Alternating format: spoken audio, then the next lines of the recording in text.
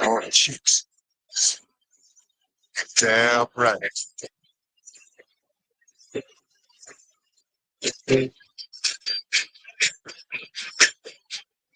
Who is the man that would risk his neck for his brother, man?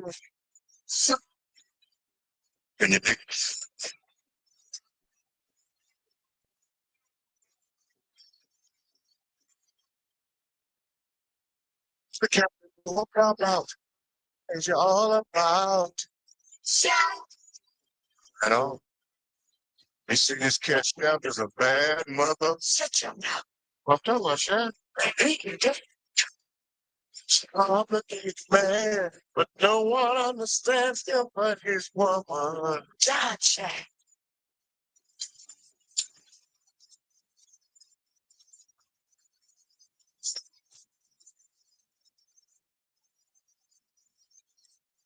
Hey, welcome. I think I was having some technical difficulties up in here. New systems and everything. So it looked like over in the Getter chat, you all are rocking to a little bit of Shaft, so you guys can hear me. Give me a thumbs up if you can hear me okay.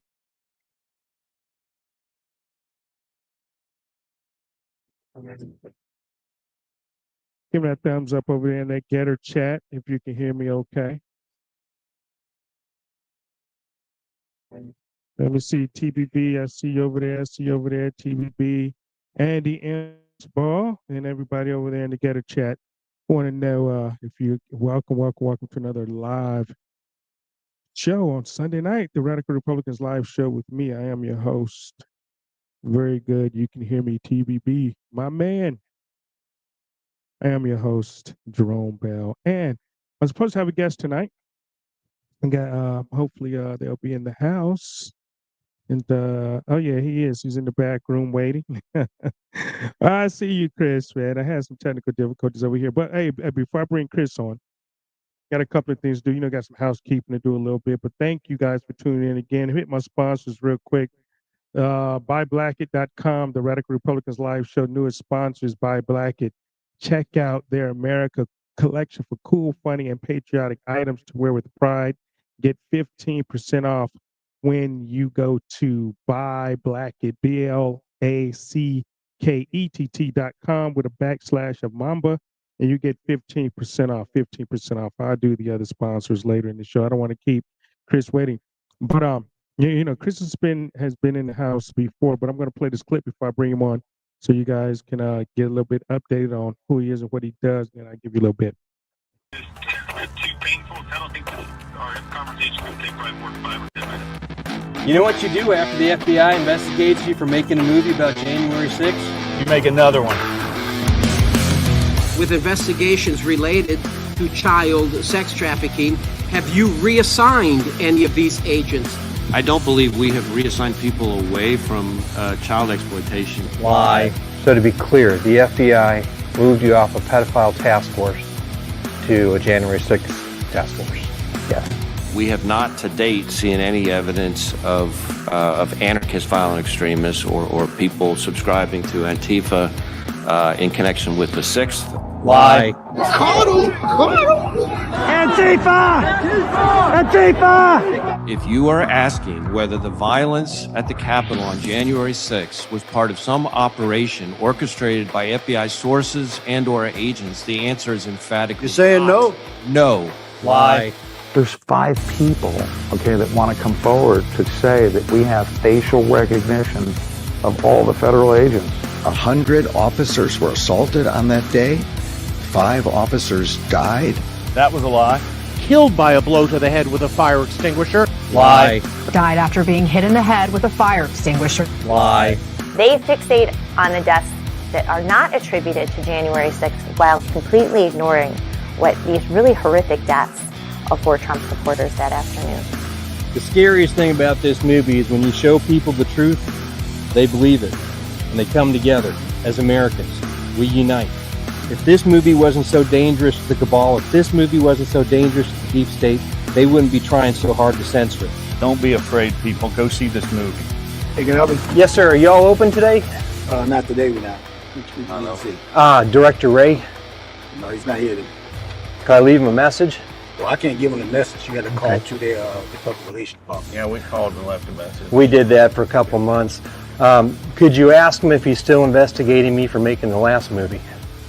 No, I'll see when we do that. I appreciate that, sir. Thank you, sir. That's truly disappointing. He'd just say the same lies to us that he said to Congress.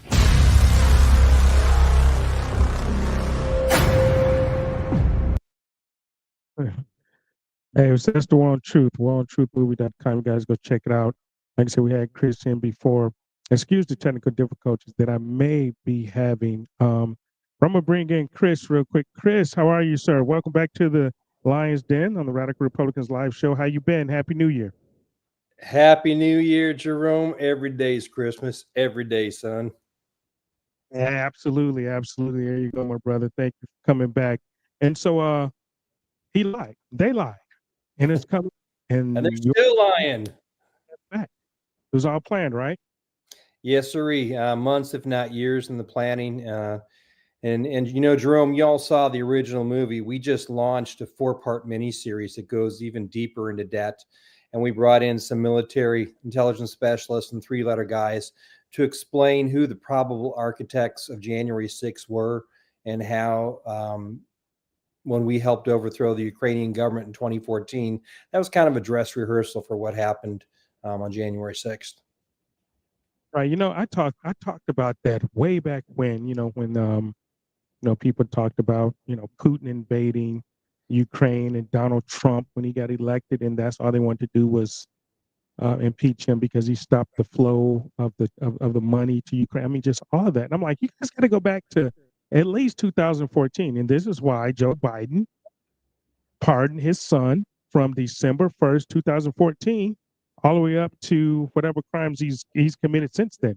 Because Joe Biden know that if you go back and you start with Hunter Biden and everything that goes back, everything that Trump was saying, everything that people like us were saying about 2014, you go back to that coup, because it was definitely a coup of Ukraine, 2014, directed by Hillary Clinton, Barack Obama, Victoria Nuland, and others. That's where that's where this all started at, right? 110%, 110%. And I had a military intelligence specialist, just an outstanding man. He was in the Trump administration, laid out how the deep state was going to try to take him down in a memo. He sent the memo up. His boss, H.R. McMaster, fired him. So Rich Higgins went out and made a book called The Memo, and everything he put in that book came to light. Rich has since passed on, but before he died, he told me way back in 2021 that if you want to understand who the architects of J6 were, look at the players who funded and orchestrated the color revolution on our behalf in Ukraine. And public wasn't ready to hear that information then, but they are now.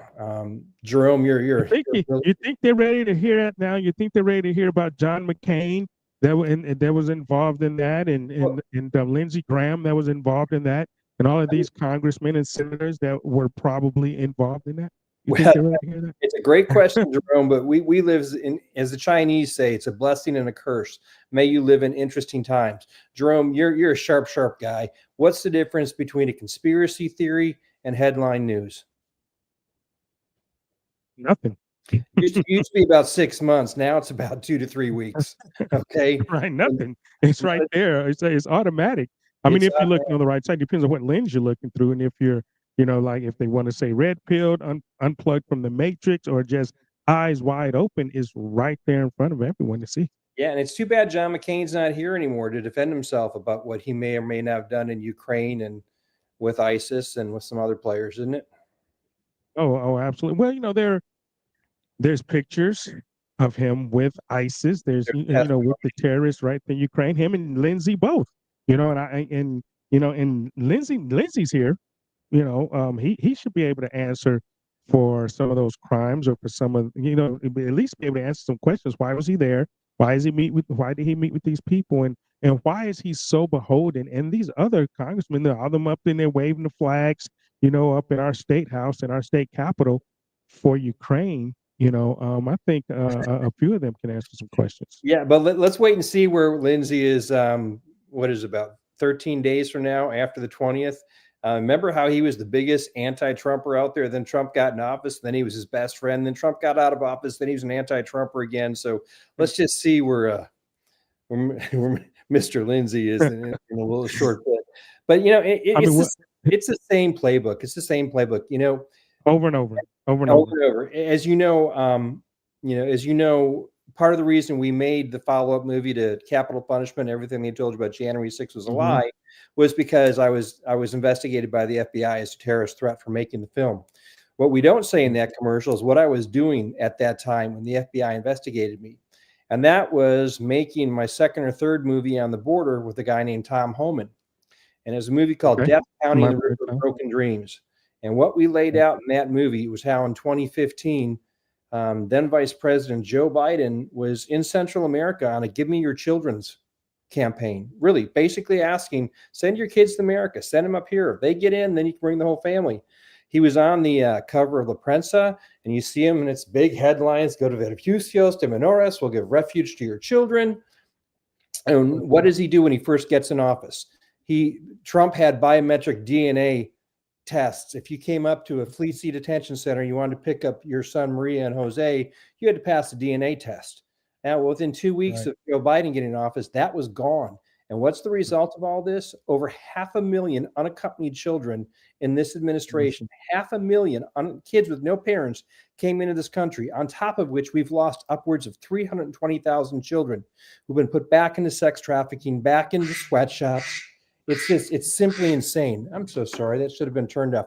That's very unprofessionally. You might want to tell Jerome, turn off your cell phones before you come on. Well, I put mine on Do Not Disturb when I start the show, because I get text messages and I have to answer, because sometimes people be shooting me stuff. But hey, ask this question or whatever. But yeah, I normally put mine on Do Not Disturb. But that's cool, man. We're so relaxed here in the Lion's Den, brother. It doesn't matter, man. We're unscripted, unedited, uncensored, unfiltered. So we just do what we do here. And I had hiccups one whole show, shit. So we just do what we do here, man. But you talk about Biden. No, go ahead, finish. Go ahead. So this is how this all rolled out. So I'm on the phone here in Texas with my editor back in Los Angeles, laying out how we're going to do the segment where we have 3-letter guys on camera with documentation, with eyewitness testimony, with pictures, explaining how all of those caravans that hit our border under Trump in 2017, 2018, how those were a product of Joe Biden and our State Department,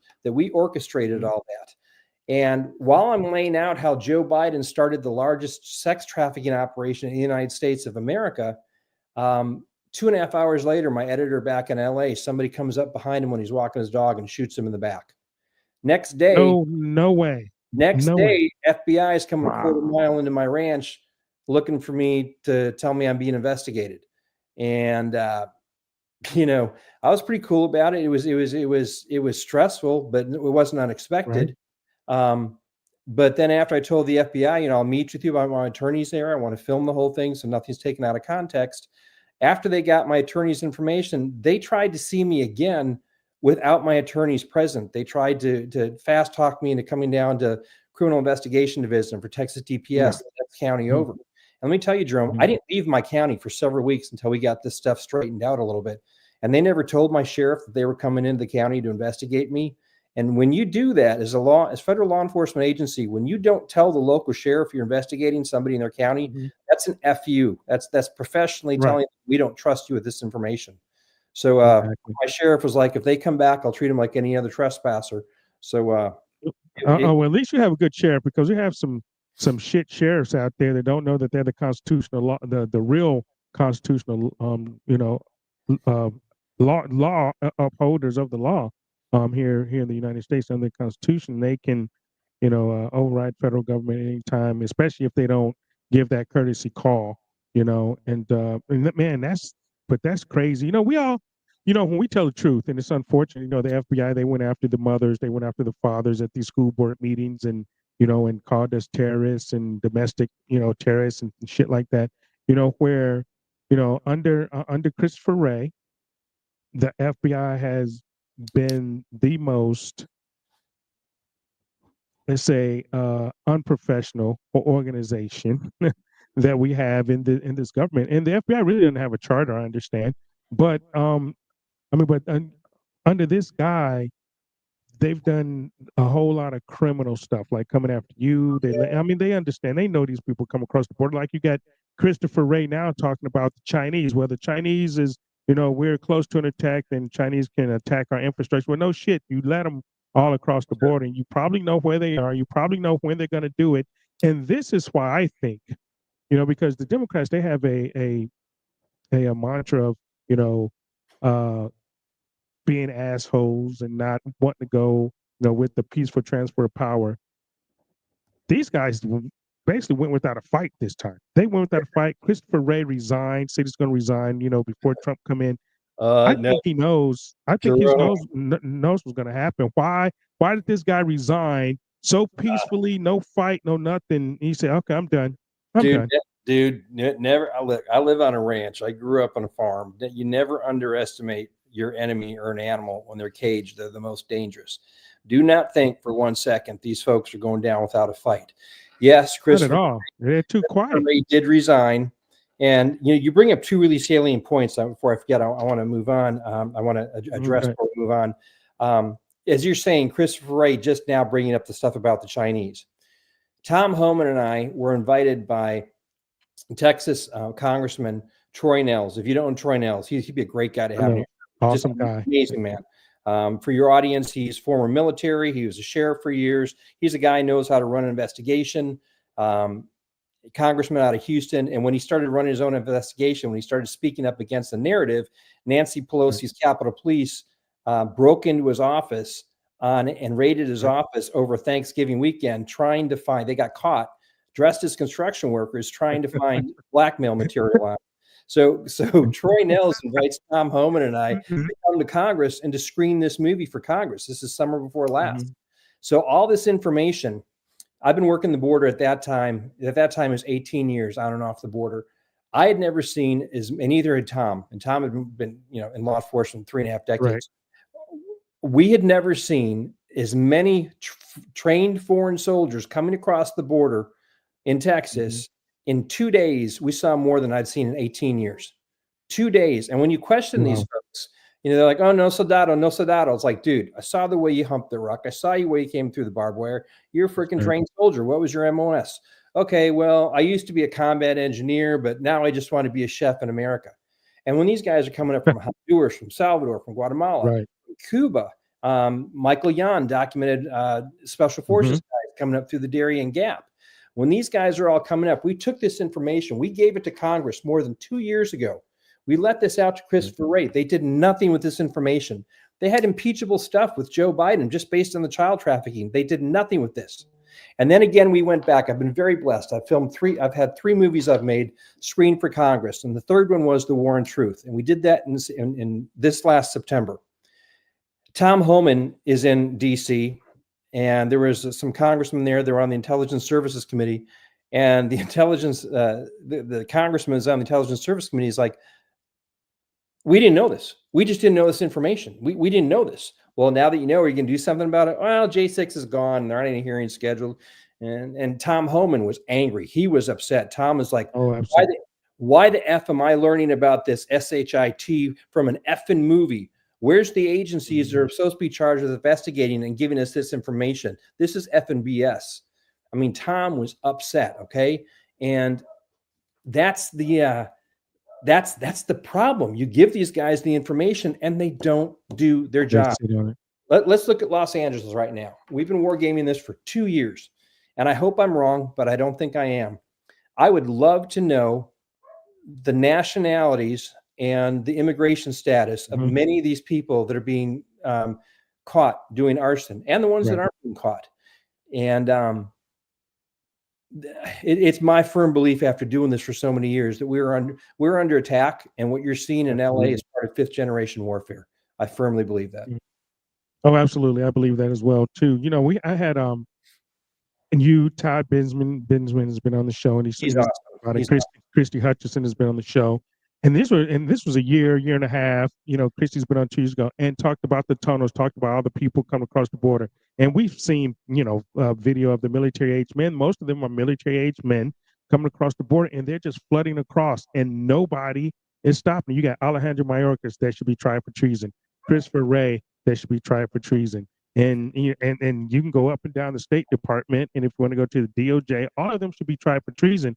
And because none of them, like I say, did their job. They came after American citizens as the domestic terrorists, while these terrorists, these real true terrorists, Chinese terrorists, you got the Middle Easterns, you got, like you say, the Sandinistas or whatever you want to call it, from Honduras and Nicaragua and, you know, Central America, and all these guys coming into the United States. They're not coming here to be chefs. No. They're not coming here to be chefs. And I firmly believe that, you know, as you know, like you, that we are under 5th generation warfare. These guys are setting these fires. The fires are being set. The fires are being set strategically, you know, all over the nation. I don't think we've seen the worst of what's going to happen yet, because like I've tweeted and I keep telling people, there's 60,000 pounds of ammonium nitrate that's still missing that no one's talking about. Well, and it'll be very interesting when this is all over to see exactly how a lot of these people died in this fire. And remember what you just said. I'm not at liberty to speak about this further right now, but remember what you just said, ammonium nitrate. And let's just see what happens. Remember, when you're putting spec op forces and assets into a foreign country to take down the country from the inside, you're not going to send them across the border carrying tons of explosives. They're going to make do with what they have. Well, what do you have in California, in LA? I used to live there. I lived there for over 30 years. Every year, the Santa Ana's coming. Every year, you get winds between 60 and 100 miles an hour, okay? So you know, to have a team set up ready to go. Take a look at the satellite photos. You had all 3 fires, first 3 fires, break out at exactly the same time. Then watch how the fires broke out that night. They weren't all breaking out. Some were breaking out downwind, like you would expect to see, but they were breaking out like that one that started in Studio City. No, this isn't right. And let me just tell you, back to the border, how upside down people are brainwashed into thinking this is just as bad luck. This is a series maybe of wrong choices, but the Biden administration did the best that they could. Here's how upside down it is. In the old days, when we were tracking people on the border, whether it be Texas, South Texas, West Texas, Arizona, New Mexico, we were in a race to get them and apprehend them before they got up to Highway 10. Because once they got to Highway 10, they'd have rides ready. They could get anywhere. You now have an administration. Forget about Highway 10. Once they get in, they just give us their fake name, whatever, because they throw all their IDs off of the razor wire, and then we'll ship them wherever they want to go. Where do you want to go? Chicago? You want to go to Colorado? You want to go to New York? We'll send you there. In the old days, when we would track these guys and the guys that are coming through carrying the big loads, it was dope. And those were the most dangerous loads. Starting 2 years ago, what were we finding? What were we catching? What were the loads? The loads were children. And I can tell you stories, Jerome, on the border and kids dying that it may be tough for your audience on a Sunday night, but the evil that's going on the border under the Biden administration, it cannot be expressed strongly enough. And one of the other things we saw, besides all the soldiers coming in, is gang members. Now, in the old days, when MS-13 was coming through and the pistoleros, the other guys, you could pick them out because of their tattoos, especially in South Texas when we find these pastors. Then the cartels got smarter. They told the guys, don't get tattooed up. We're going to send you in. Right. These kids that we have, and you have to understand how Venezuela works. Venezuela and Iran are proxies for the Chinese Communist Party. Okay, that's how it works. Venezuela is a Chinese staging ground to move people and assets into the United States of America. You'll see that if you ever see a Death County in the River of Broken Dreams, that's on His Glory TV as well. The movie Tom and I did together. A lot of the soldiers are saying, we're not soldiers, except these really smart alecky kids coming in from Venezuela. I'm like, yeah, see, soldados, no soldados. Well, we're pretty sure those guys were Tren de Aragua. You may have heard of this gang, Tren de Aragua, in taking over apartment buildings in Colorado. They're causing violence in Wisconsin, in Chicago. They're hitting the oil industry here in West Texas. Well, now what we're seeing in LA, and this just happened to a buddy of mine. A buddy of mine was lucky enough to save his house a couple nights ago. But about a month before that, he had been hit by a Venezuelan gang.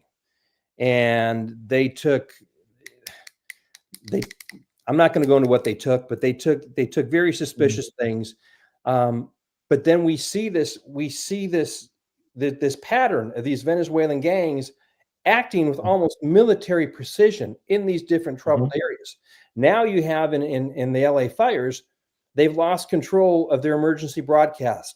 So you're getting people at 4 o'clock in the morning getting fake alerts, evacuate your house immediately for your safety, get out. And then what happens? The gangs come in.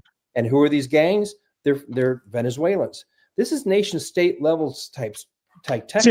Talking about this and the media, and I mean, nobody is telling this story. No, I mean, people say, oh yeah, there were looters coming through, but these aren't just your typical looters. These are, like you say, gang members from Venezuela, Tren de Aragua, and all these people that have come across this border, that Biden has let come across the border. These are the people that's doing the crime, starting the fires, and like you say, taking suspicious items from homes. Yeah. Or else they also may say, oh, it's just a crazy homeless person, a drug addict. Very well could be. They could be trying to get warm. But also, you go in there with check and see what's in their pockets. Do they have any $100 bills on them? I mean, this is what they did. And this is what I did in Honduras when I was down there. They would come in, and the Venezuelans and the Cuban intelligence guys, the special forces guys, would pay homeless people to go start chaos, to go do stuff. It's right out of the playbook. Right. And this, and you mentioned how they got cross border. I mean, Biden administration, they got caught, but they were flying them in. They were flying them in, under the darkness of night to these airports across the nation, into the heartland of the city, Kansas, places like that, and dropping these people off and bringing them right into our city by design. A lot of people say that this is that the UN is part of this. That the United Nations, this is part of the world. Absolutely. They were using UN NGOs. Yep, absolutely. No, you're right. They were using UN NGOs with our tax-paying dollars. And we documented that in Death County, the River of Broken Dreams. I'm sorry to interrupt you, but you're absolutely spot on. Well, okay, so the money, and I mean, this is my speculation, okay, because first of all, we have Zelensky saying he's going to send 150 firefighters to help fight the fires in LA. Bro, I thought you were in the middle of a war. How can you spare 150 firefighters? How can you spare 150 firefighters and you need people on the battlefield against Russia? I think that this war, the money, the billions that we're sending to Ukraine is being funneled back, money laundering being funneled back to fund all of the shit that's going on here in our country by the Biden administration. What do you think about that? I have no proof that I can show you in black and white or documents or footage that would back that up. Do I believe that with 150% of my being? Absolutely. But that's the way a lot of this stuff goes. People, I truly hope, and I've been calling for this for a long time, I truly hope they investigate the right people and the right things under this Trump administration.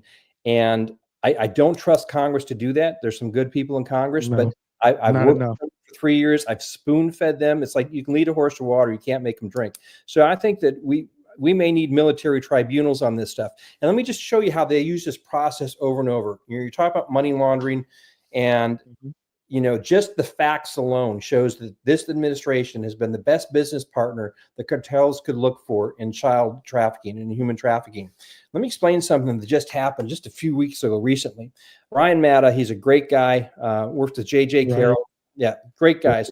So he gets approached by basically it's the Guatemalan equivalent of their attorney general.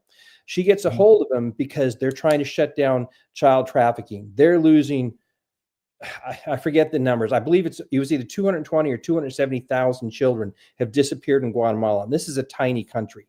They're losing hundreds of people every few days, children. So what they did in their investigation, they raided Save the Children's headquarters. And you've probably heard of Save the Children. Guatemala, right? So they raid this. Within 10 days, Anthony Blinken is down there putting pressure on the president, and the president was elected. That their whole election thing was just like Venezuela's and like our 2020. It was just it was a corrupted, co-opted mess. They invented a whole new party which is no longer in existence just to get this guy in as the president. So Blinken goes down there as a representative of Biden and puts pressure on this new president to say, you've got corruption in your government. You need to clear that corruption out, or we can't support you and continue giving you aid. And by the way, you need to start with this attorney general. She's the problem. She's the worst. That's the same shit Biden did. That's the same shit Biden did over in Ukraine. Son of a bitch. You know, the guy, the son of a bitch needs to be fired. You're not going to get this $1 billion, and I'm going to be on a plane here in 2 hours. And if he's not fired, you're not going to get the money. You know, lo and behold, the son of a bitch was fired. Same shit. Same playbook. It's the same playbook. Now, and this is for those of your audience that might not have seen The War and Truth, or if you haven't gone into hisglory.tv and seen the War and Truth miniseries, until you show people, you can tell them everything in the world, but until you show them what things are happening, they just don't believe it. And we are at a time in history now where we have the ability to heal this country, to bring the people together, the right and the left. And man, I tell you what, you think folks like you and I are angry and upset. When a liberal sits down and watches, like take Capital Punishment, the first movie we made about January 6th. This is so interesting when we tested this movie. Some liberals didn't cry during the segment of Ashley Babbitt's death. They didn't cry when she died. They cried when her dog died. That's what moved their hearts. And when that happened, the scales come off their eyes, and they're like, oh my gosh, if they've been lying to me about this for all the years, what else are they lying to me about? They're now on that. They're now involved in the war on truth. They're now seeking truth, and truth is what's going to unite us and bring us together. I mean, and you know, I have a lot of concerns. I have a lot of concerns, you know, the election with the inauguration coming up. I mean, some of the same people that are going to be charged with protecting the president, you know, look at the FBI, still haven't caught the DC bomber. It's been 4 years. Right. Do you see how insane and upside down everything is? Oh, absolutely. Absolutely. Because they're all complicit and they're all involved. And you mentioned Congress. I ran for Congress in 2020, 2022, they kept me out. Kevin McCarthy, those groups. But I don't know if we have enough people in Congress, and that's the bad part. You know, I mean, because we look at our representatives and we see this stuff clear, plain and clear as day. You know, some of us do, as what happened, and nobody ever seems to be held accountable. Is Christopher Wray going to be held accountable? Is Mayorkas, going to be held accountable? Victoria Nuland was never held accountable. She needs to be brought up on charges. I mean, we got Vindman. I mean, for shit, he just won congressional district number 7 in Virginia. This guy is a traitor and should be tried for treason too. Is Billy going to be brought back to active duty and be court-martialed for what he did in President Trump's first term? When are these people going to be held accountable? And without people with balls like Niels and Higgins and Congress, they got rid of Bob Good, unfortunately. But until we get some of these people in Congress is going to hold these people accountable, who's going to do it? And do you think Trump's bringing in some heavy hitters? I hope he's bringing in some heavy hitters from the looks of things. Cash Patel and these guys, and Pete Hegseth, bringing them in. Are they going to do the job? Is Cash Patel going to investigate this shit? I know Tom Holm is going to do his job. I know he's going to be on the ground in Chicago day one. I know he's going to do his job, but are these other people going to, the people, is Bondi going to do her job at the DOJ? Who's going to do their job to go out and arrest or try and, investigate these people that we know have been doing the crimes? The Biden crime family, of course, he's probably going to give them all pardons before he leaves if he can remember. But who's actually going to go after these Well, people? that's what I was leading to when I was telling you about my lack of confidence in Congress. I think I'm afraid it may be the military, and we may need to have military type tribunals. There's precedent for this. We had it in World War II, and we've set good people. I don't know if you know, I got into politics. I hated politics, but I got into it. I was hired by Herman Cain when he was running for president to be his chief strategic and great guy. Amazing man, creative director. But that gave me a good peek behind the scenes of how the country is really run. Because when you're a guy in a cowboy hat running around with a camera, people just think you're stupid. And they talk and they say all sorts of things around you. And what I saw when I got onto that led me onto a career for many years. I ran the media campaigns for good people running for Senate and the House. Got some of these folks in, great folks. What happens once they get to DC is beyond just getting the pressure of the corrupt or the rhino people above them to do the wrong thing. Look what they did to Troy. They went to blackmail him. I've seen great people do 180s getting to Congress, and I've run into them, and they just look so beaten down. And it's not just tired. It's just like, you can tell something's happened to these folks. So we've got to clean house in Congress. We've got to lift up the good ones and get rid of the bad ones. Yeah, absolutely. That's what I've always said. You can look at it. The bad ones, the compromised ones, the ones that are the most compromised. They have to die. They have to die in that seat. The money is going to protect them, whether it's whoever oversees, NWO, China, whoever is funding their campaigns. They have an unlimited resource of funds, it seems like, because they have the shithole districts, but they seem to always get reelected. The ones in California, you have the Mitch McConnells, you have, and this is on both sides. And so, but they seem to have to die in Congress, because I think that's the deal. You can't leave, because if you leave, then we're going to destroy your family, or we're going to bring all this stuff out. You can't resign. You have to die there. And, and that's why I'm up for term limits. I want term limits. I want at least age limits. Something has to be limited to where these people can't spend their whole lives being blackmailed and being compromised in these positions that hurt the country. And this is something that I really hope. You brought up Pete and Pat Bondi, and I have great hope for Pete and Cash and all these folks. I have great hope that they'll do the right thing. I think Cash knows where a lot of the bodies are buried. I hope he finds them.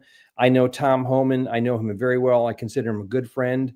My father said, if you really want to know someone's character, either go into business with them or go on the road with them. I did both with Tom, and I can't say enough about his character. He's a cop's cop. If anything stops him, it's going to be Congress cutting his legs out by not funding the programs he's going to need.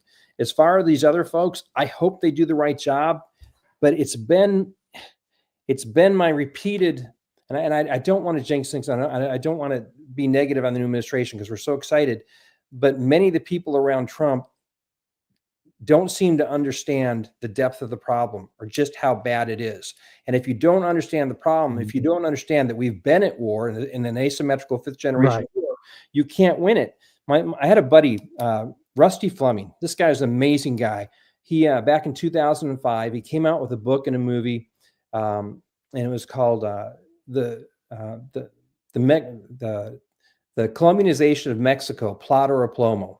And back then, what he basically said was, how they took over Colombia, the drug cartels, was they basically, came to you with a wad of money or a gun. You can take the money and work for me, or I'm going to shoot you and your family. What do you want to do? And that's how they took over Colombia. And they were coming north. And Rusty at the time, this is 20 years ago, predicted they were going to do the same thing in Mexico. Well, now we see Mexico as a failed state. Now that has come into the United States of America. Now you talk about the money coming back to people to do all these nefarious things. Well, I've seen through our investigations how our taxpayer money is being used by the left and by the United Nations to fund these NGOs that have been, bringing these infiltrators and breaking into our country. And then you've got Act Blue. I've got my old buddy, Mark Block, who is Herman Cain's chief of staff. He has 34 contributions made to Act Blue in his name through an account that he no longer keeps running. And all that money goes to Democrats. I want to see investigation for that.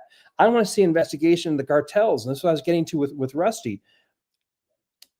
You launder that money. We're talking tens of billions of dollars a year. You launder that in the U.S. economy. Is any of this money being laundered through shell real estate companies? Is any of that money being laundered through those companies into campaigns? Have we had any governors in the Southwest put into office riding on money that may have come through these shell companies from the cartels? This is deeply embedded stuff that you're taking away. You're rotting the base of the country. You have this beautiful house, but if the foundation isn't good, the house will fall down.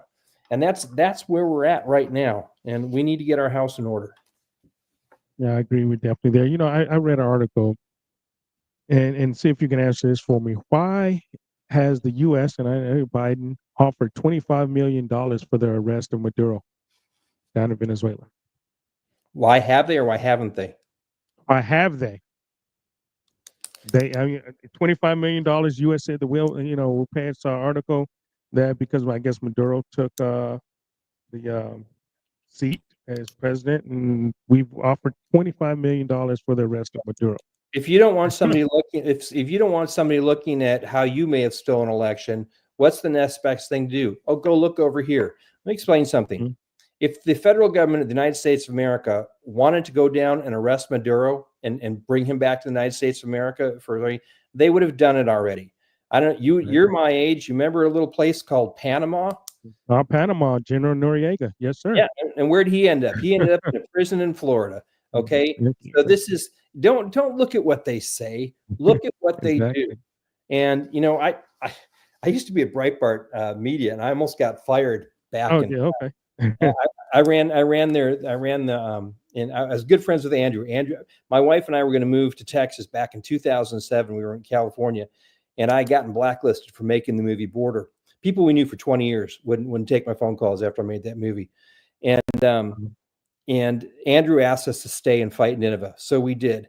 But I was at Breitbart and I was running their video division, and I did a video before Trump took office at the very beginning of January 2017. And I said, look, don't listen to the politicians, what they say. Look at what they do, their actions, and see, do their actions, they stand up. Trump wants to secure the border. Are their actions going to benefit the safety and protection of the American people, or is it going to benefit the bottom line of the cartels? And at that time, I was just talking drugs. But you saw those people that stood against Trump, their actions benefited the cartels, not the American people. And then a few years later, when Biden gets in there, his direct actions within hours of coming into office, tearing down the wall, opening the gates, everything he did, throwing out the DNA tests, he was coming in, and all of his stuff, all they did was strengthen and build up the bottom line of the cartels. That is the reality of the world we've been living in for the last 4 years. And yes, we can't just move on. We have to fix the problem and hold these people accountable. And yeah, I want to see transparent trials. I want to see trials. I want to see public trials. I want to, you say transparent, and yeah, I definitely want to see transparent. I want to see public trials. I want to see public hangings. I'm sorry, because what these people have done to the people of the United States, what these people have allowed to happen here in this country, and also, I mean, and we're talking about kids. I mean, we're talking about kids across the border. I understand that, yes, but it's over 350,000 of them kids that came across this border and have been subjected to whatever evil they're being subjected to now. And the people of this country, we have the Department of Homeland Security, we have the president, we have the vice president, we have the DOJ. We can go all the way down the line. And every congressman and every senator that participated in it, that voted against anything that was against America, all need to be held accountable. I'm sorry, every single one of them. 110%. The law needs to apply to everyone equally. Let's go back to Christopher Wray. Under Christopher Wray, they were going to put General Flynn in prison for 5 to 7 years. Why? For making a misstatement to the FBI under interrogation, which is why when they came down to me, I wanted to film everything. I want to have my attorneys there, because I knew what they would do is they would try to catch me with that, throw a felony charge at me, and then try to make me their BITCH and see what, who else you're connected to, what else is going on. That's how they operate. So you have Christopher Wray, who numerous times lied to Congress. And let's just take one of those things. He says that, and you saw it in the commercial, We saw no signs that Antifa or any anarchist activities contributing to the violence of January 6th. Okay. So I saw them, Nick saw them, my wife and daughter saw them, all my 3-letter buddies saw them, all my former military buddies saw them. We saw them changing out of black box clothes. They were filmed. We filmed them trying to get us to attack Capitol Police. And then you had BLM leaders like John Sullivan filming himself bragging about setting up the operation. So for Christopher right in the Capitol, right. So for Christopher Wray to sit up and make that misstatement to Congress under oath, he's either lying, which would make him part of the cover-up, and you ask yourself, was he also part of the operation, or he's the most sad sack leader of the most important law enforcement agency in our country. And I choose to believe it was the first. Absolutely. Is he going to be held accountable? Is somebody going to come back to him and say, you lied to Congress? Now, the same thing that you found General Flynn guilty of, sorry, Chris, but it's time for you to settle up. And like you saw in the trailer, we tried to go and ask him those questions. We went after them for months trying to get an appointment with Christopher Wray. It just didn't happen. So finally, Nick and I just drove up to his office asking to speak with him. And it didn't happen then either, but at least we tried. Right. Yeah, absolutely. I know a lot of people are frustrated with that. And so why isn't, because I've been asking this, and I haven't been able to get in contact with them yet.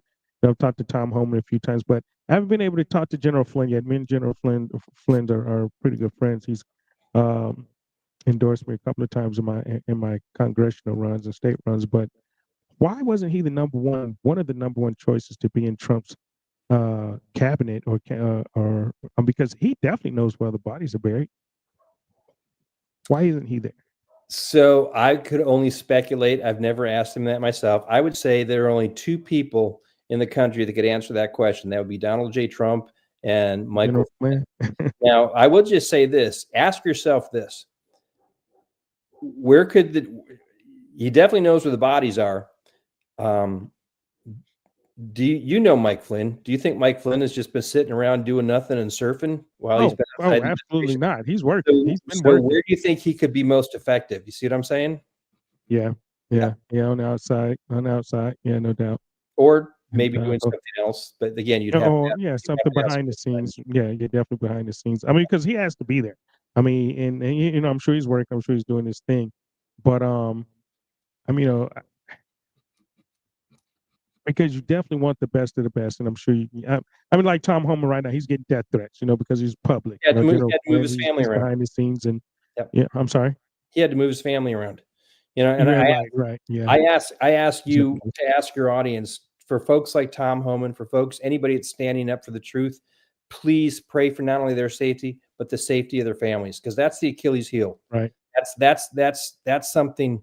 Let me tell you, you can take stuff head on and walk away from it and feel good. But when your daughter looks at you and says, "Dad, should I put the dogs in my bedroom tonight, Dad? Is the FBI coming tonight? I don't want them to shoot my dogs, Dad. I don't want them to shoot them." When you see fear in your daughter's eyes from her own government, and you can't assuage that fear, you can't take it away. That's something I ask people to pray for. Protect our families.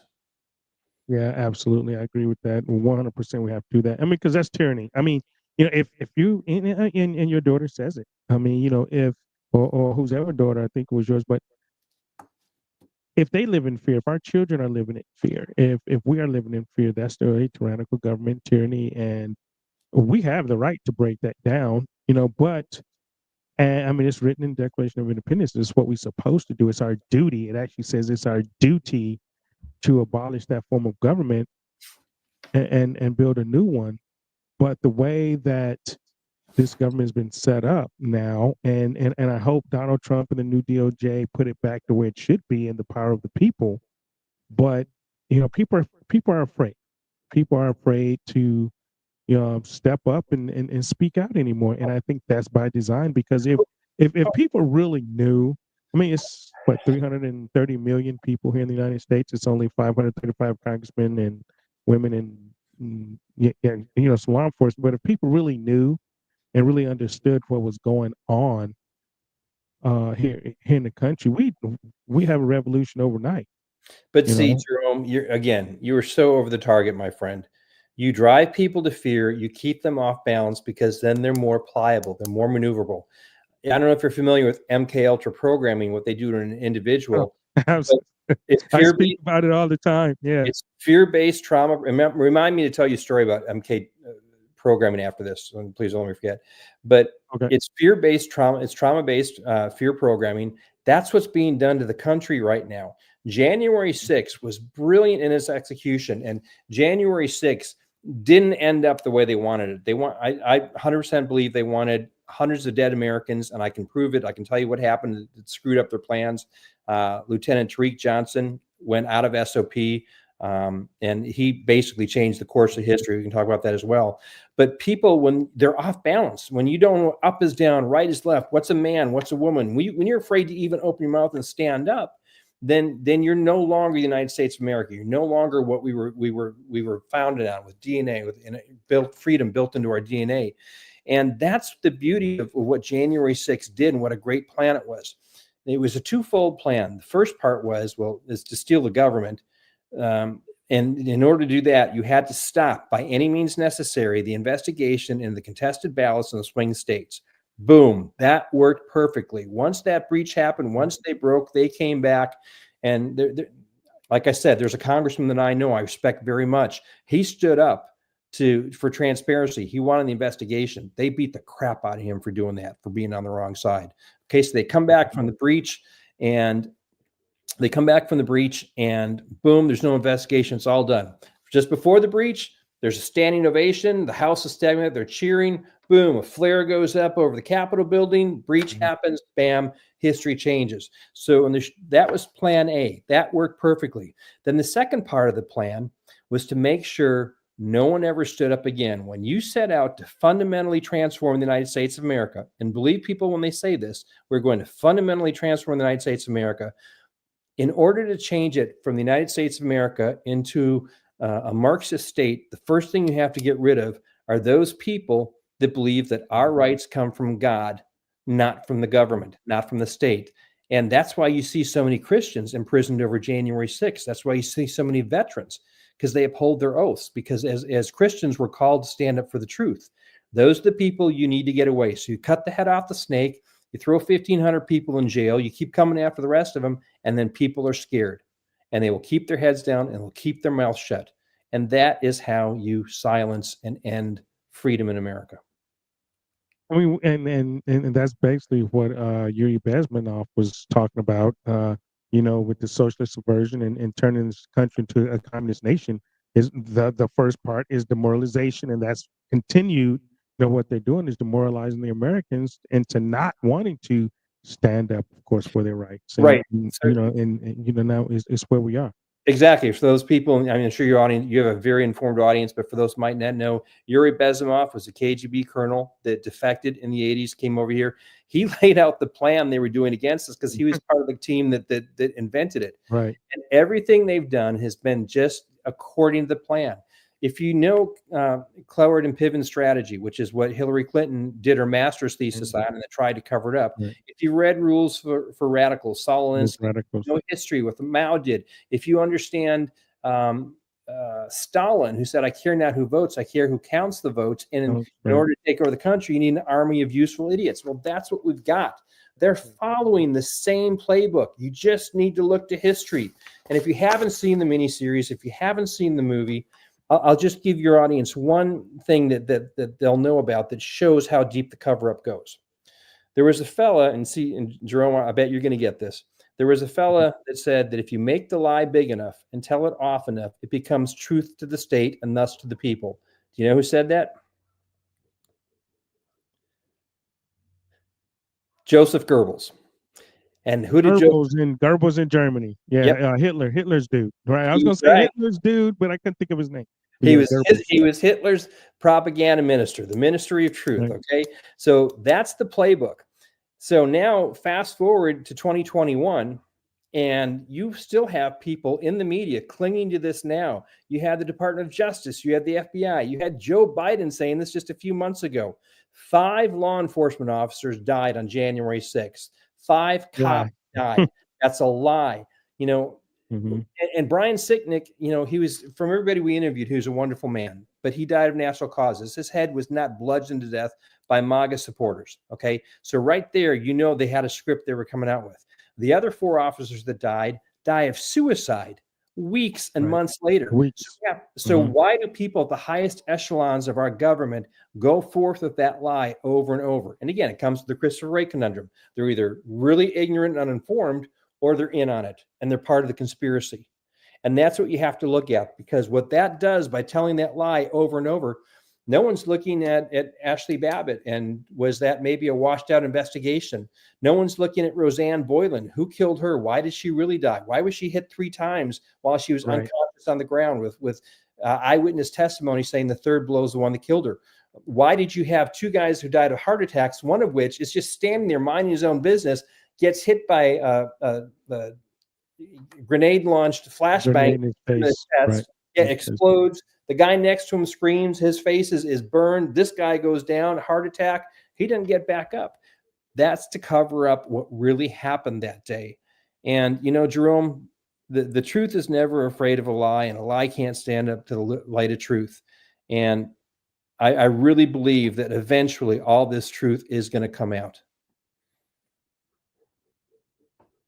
I'm optimistic, you know, that it will. You know, that's why I supported Donald Trump, voted for Donald Trump, and lost family members because I'm supportive of Donald Trump, you know, and friends and whatnot, you know. But at some point, the truth has to come out. I mean, because that's the only way this country is going to heal.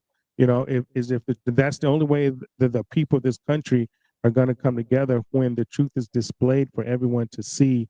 I mean, and I'm all for, you know, the CNNs, the MSNBCs, all of these liberal news outlets. They keep perpetrating the lie. They keep spewing the lie and spewing the hatred and spewing all of the bullshit, you know, day after day after day. And you know, into, you know, like I say, these people's heads, you know, I say it's Stockholm syndrome. You know, a lot of the people, they have, you know, cognitive dissonance. You know, they have all of these things that they just keep, you know, pumping into their brain because they're totally brainwashed. You mentioned MK Ultra. You know, shit, this is part of the MK Ultra. I mean, Operation Mockingbird, you know, I think is part of, you know, the MK Ultra. It's not, you know, the shock treatment and what you're going to tell us about here in a minute. I mean, but I think it's all part of the whole deal, you know, on the American people to keep us divided. Because if we ever came together, we ever demanded the truth as a collective, then they will have nowhere to run. They will have nowhere to hide. And, you know, like I say, public trials, transparency, and public executions, I'm all for it. You know, 100%. For folks that you know don't understand the MK Ultra program, which later turned into the Monarch program, this came from we got this from the Nazis. They were working on this stuff in the camps. They brought it over, and basically what they do, especially with children, is you fear trauma base them. You over and over you hit them. Some die, but others in certain DNA and DNA genetic makeups, their brain has the capacity to partition like a hard drive.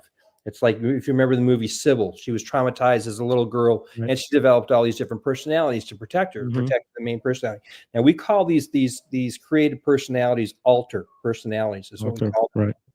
I have a friend that worked anti-trafficking stuff for over 30 years in DC.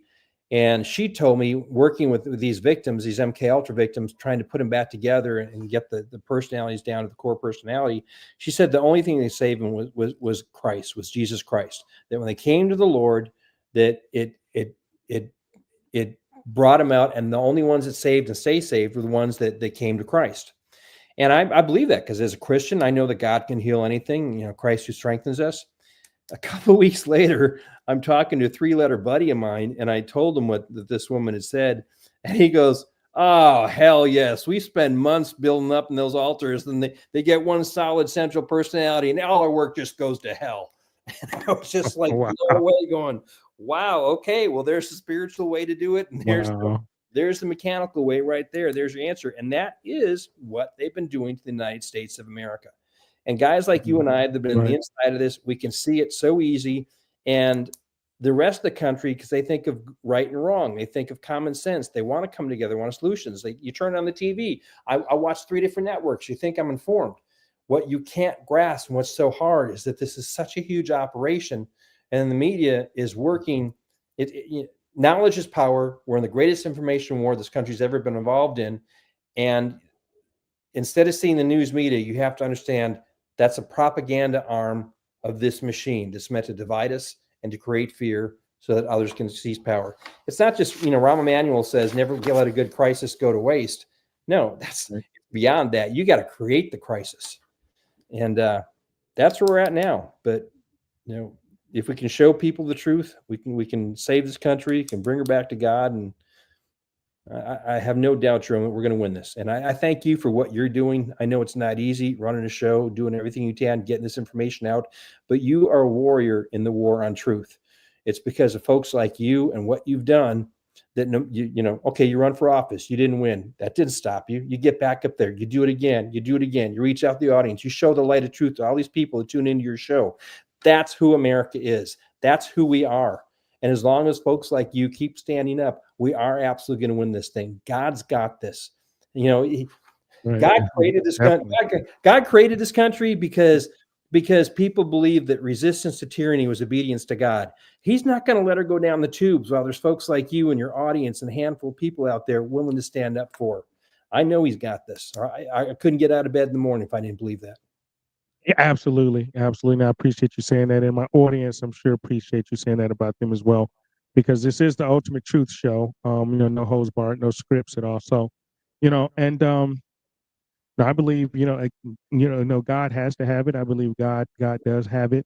And the only thing we can keep doing is praying for it and keep working, because we still have to do our part, and taking it back. God's going to give us the strength to do that.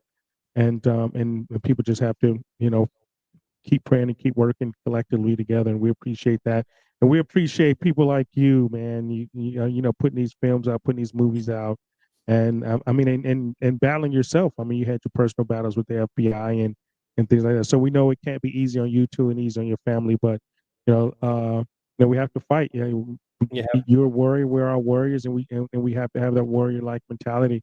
And we just have to keep going, for love of country, family, and God, and not in that order, God, family, country, in that order. But, and being ex-military, this is all I know. I spent, nearly 3 decades of my life serving this country and protecting this country from all enemies, foreign and domestic. And right now, I believe we're under foreign and domestic enemy attack here in the United States. We have to take care of both of them. Unfortunately, with these domestic enemies that we call our leaders, I do believe we definitely have to, tackle that monster first. And hopefully on January 20th is the start of it, to where we start tackling that monster and getting this country back.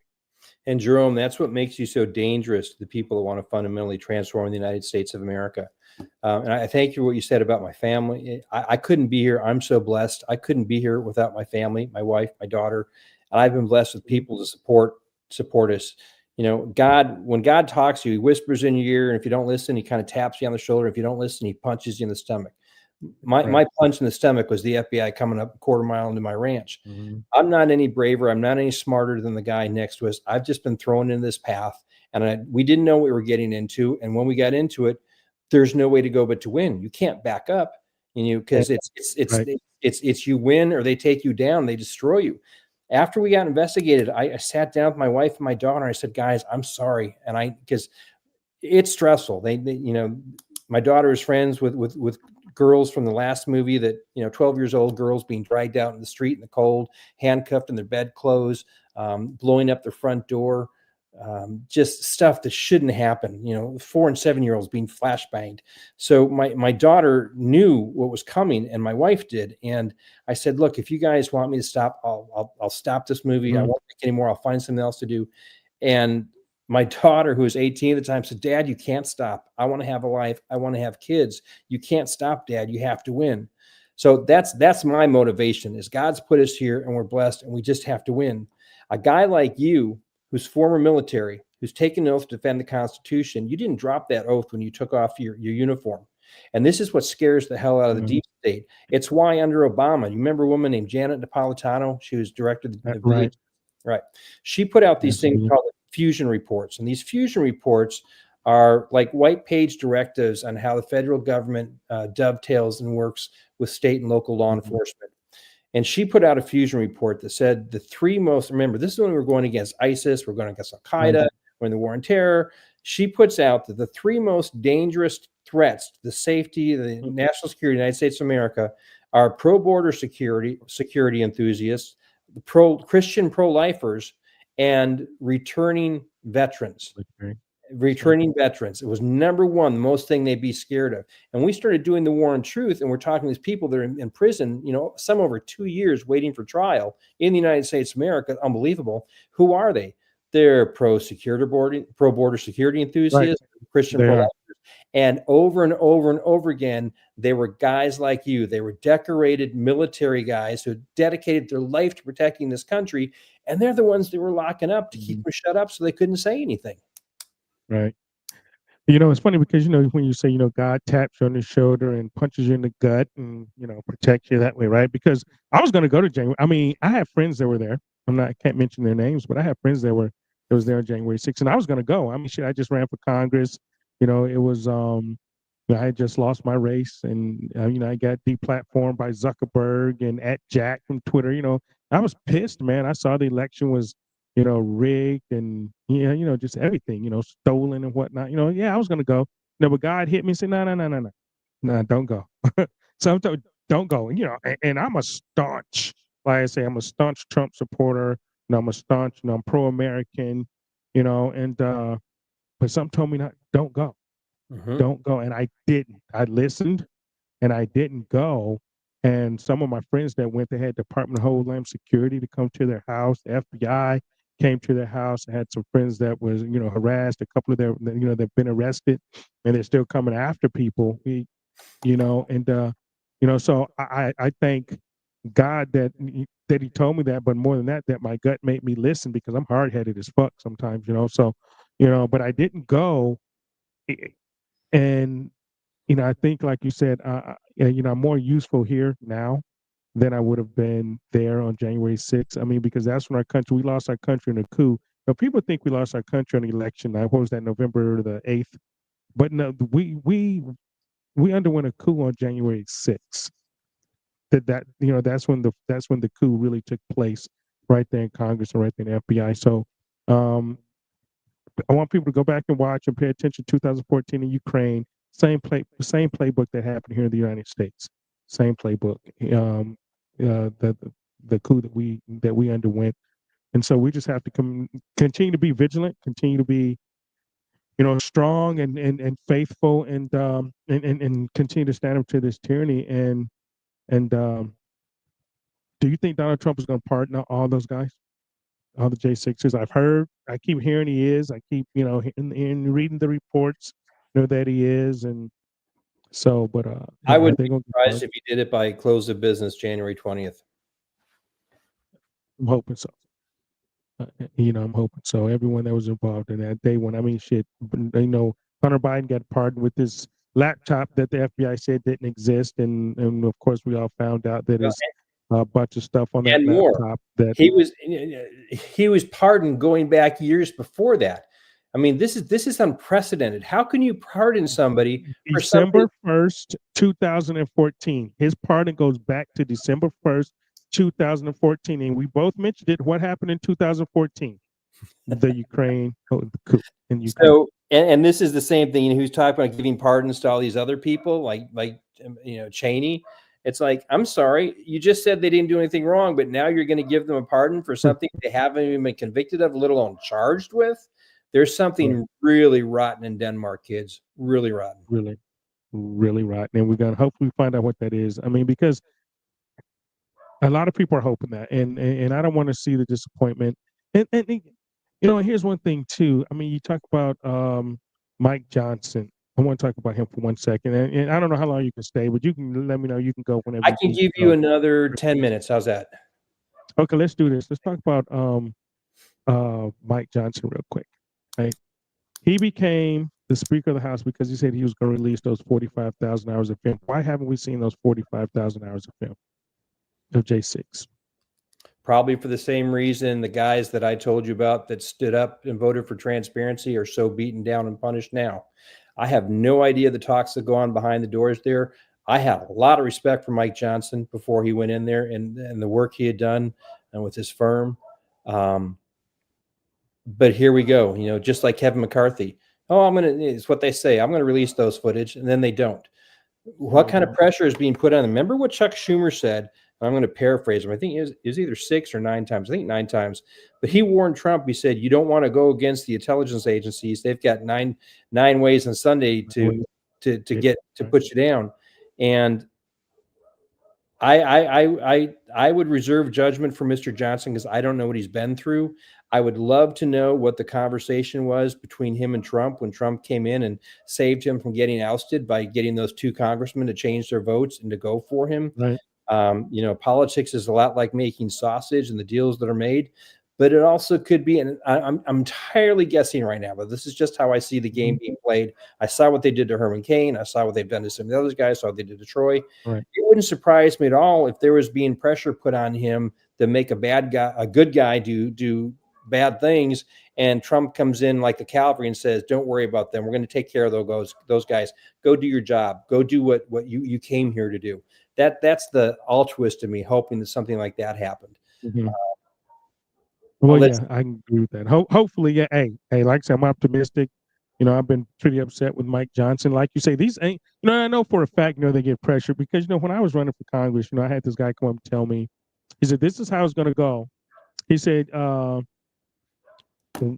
once they know you're a threat, some guy's going to come and put his arm around your shoulder, and he's going to lay it out to you how things are gonna go, and that's that's what the guy told me, right? That's how it's gonna go. And I talked and listen to people like Thomas Massey, right? And he talk about the lobbyists, and he talk about everyone has an AIPAC handler or an Israeli handler up there in Congress, or some lobbyists, that's pulling their strings, and things like that, to where they really can't do anything. And once they get compromised by the honeypot, like my computer up, the honeypot issue, or compromised at a party, or compromised somehow to where, something appeared on their phone, where they're in bed with little kids. And I know for a fact that happened. That's why I run a VPN on my phone and shit all the time, because they actually can drop stuff down in your phone and on your computer that you've never done ever in your life, but it's there on your computer. So who's going to believe that, right? And a lot of these people are that's happened to. I think they're like good people. I think there's 3 things. There's 3 bellwether standards that if any one of these 3 things happen, I think you're going to see that we're really on the right path. If they release the Epstein client list and they start doing some stuff there, if they release the 43,000 hours of footage, and I'm not talking about let select people come in and look on computers. I'm talking just put all of it on a website for the whole world. Oh yeah, open service. Oh yeah, open source. Put it out there. Let people decide. And then the third thing, now I just forgot what the third thing was. Epstein. Catch the DC bomber. You catch the DC bomber. That tells you all the bad guys that were covering for him have been either taken out or neutralized. Okay. Mm-hmm. These are the benchmarks I want to see happen. And if all 3 of them happen, we're on a good path. Well, I'm definitely praying for that. Yeah, let's hope that happens. And you're right. And if some of these people start to go down, what people, just give me one. Just give me one of these top people that has, let this country down. They've been traitors to this country. They should be tried for treason. Give me one. And I know we're on the right track. Give me Ray. Give me Mayorkas. Give me, Victoria Nuland. Give me somebody. Put them on trial. Investigate them. Put them on trial, and put them in prison, or if it's treason, it's wartime shit. I guess we're still in war. We're in a perpetual state of war with, the global war on terrorism anyway. So give me somebody. Somebody. Unfortunately, that's just the way it has to be to a lot of people. A lot of people want to see some action, and if we don't see action, and I think we have 2 years. Trump has 2 years before the next midterms, and they're gunning, to take down some of these people, and to win these races down line. So it's going to be tough to, I think, go the whole 4 years, but hopefully we get the whole 4 years with, the president, the House, and the Senate, if these people do their jobs, and if we get all of Trump's picks, I think confirmed by February, I think we're on the right track. If this shit draws out to March and April and May, then it's the same stuff. And like you say, we're gonna watch Lindsey Graham. Yeah. Someday when you and I are on air or on a telephone face to face, I'll tell you some Lindsey Graham stories. Okay, we'll talk. Give my number. We'll talk. But one thing about Donald J. Trump, he doesn't say things he doesn't mean. And he said, and he had a habit or a pattern. The first time he says stuff, it sounds crazy, but then it would happen. Like he's talking about, oh, Canada should be the 51st state, blah, blah, blah, blah. Yeah. And all of a sudden Macron's gone. Oh, we should bring in Greenland. Greenland would be a great part to be part of the United States of America. Yeah, that sounds great. Now the leader's like, I'll meet with Trump. We're tired of being under Denmark colonialism. So when he says these things, you have to pay attention. When he says that he wants to start a party this summer that goes for a year to celebrate this country going, was it the 250th anniversary, I believe it is. Mm-hmm. Yeah. He wouldn't say that stuff if he didn't know something that we didn't know. I'm not saying to trust him blindly, but I'm just saying I believe that God has trained us for such a time as this, and that we are all so fortunate to be here in this country, in this place for this time. And let's see what these next couple of weeks bring. I mean, we talked earlier in the show. I believe that Los Angeles, and I lived in Los Angeles for years and years, so I know I've seen the patterns of fires starting, and a lot of times it'd be arsonists, sometimes it'd be illegal aliens. We had one that happened by my ranch, and a guy died, but they never ever talked about the status of the person that did this. Right. So we're used to seeing that, but now it's so huge and there's so much video out there, people starting fires. I don't think they'll be able to cover this one up. And people are going to ask, who are these people? Why is that going? That I think will open people's eyes. I have concerns, and I know we got to go here, but I just wanted to close with this. Besides the fact everybody should see the miniseries, which is for free at His Glory TV. Watch the movie. I'm here for another 40 minutes, Chris. Don't worry about it. Okay. I'm here for another 40. but here's Jerome. Here's what I would have concerns about now. We just said they couldn't catch the DC bomber in DC. It's been 4 years, and that was the backup plan. If the if the breach didn't happen and that didn't pause, I believe what their thing was, oh, we've got a bomber. There's a live bomb on here. We got to break because of the DC bomber. That I believe was the backup plan. Right. Right now, I have concerns about the inauguration. They've tried to shoot Trump twice. Well, what do? It's like you've been, how I was in the military. How do you fix something? You hit it with a hammer. If it doesn't work, what do? You get a bigger hammer. Okay. If it didn't work with a rifle, it didn't work with a shooter. What's next? Is it more bombings? Is it a drone? Are there any munitions or anything's missing from Ukraine that they could possibly use to do, something big and bad? You were talking about ammonium nitrate before. We also have a shipment of spent radiological stuff that disappeared. Disappeared from New Jersey. Yeah. There are so many things going on right now. I would not blame the president at all if he just got sworn in on Air Force One or did it quietly. I would not hold it against him. I don't think that's cowardly. I think that may be prudent, especially if, and again, I can't prove this time. Ask me again in a week or two, but I think you're going to see foreign agents involved with stuff that's happened in LA. I think you're going to see that there was more stuff than just setting fires going on there. And I'd like to say I hope I'm wrong, but so far everything is happening just how we laid out in War Game for the last several years. So we need to be careful. And one thing I want to leave you with, because if he hasn't been on your show, Jerome, Tariq Johnson, have you ever had him on your show? I have not had Tariq on. No. I would love to introduce you to. Absolutely. Let's do it. Here's what Tariq Johnson did. So he was a lieutenant on the ground commanding forces, and the day after they suspended him, supposedly because he put on a Trump hat and rescued some officers or Capitol Police officers were in a place they thought was dangerous and they thought they were going to get hurt. He just walks right in with a bunch of Trump supporters, a couple of oath keepers, gets his guys, walks right out. That's thinking out of the box. That's good police work. What they really suspended him for is because the rules of engagement for the Capitol Police is you're only allowed to use deadly force if you're protecting bodies, senators, congressmen, personnel. If they've all been cleared out and it's just real estate, property, you're not allowed to shoot to kill. You'll hear on the radio, Lieutenant Johnson is requesting over and over for permission to clear the Senate chambers and to clear the House floor.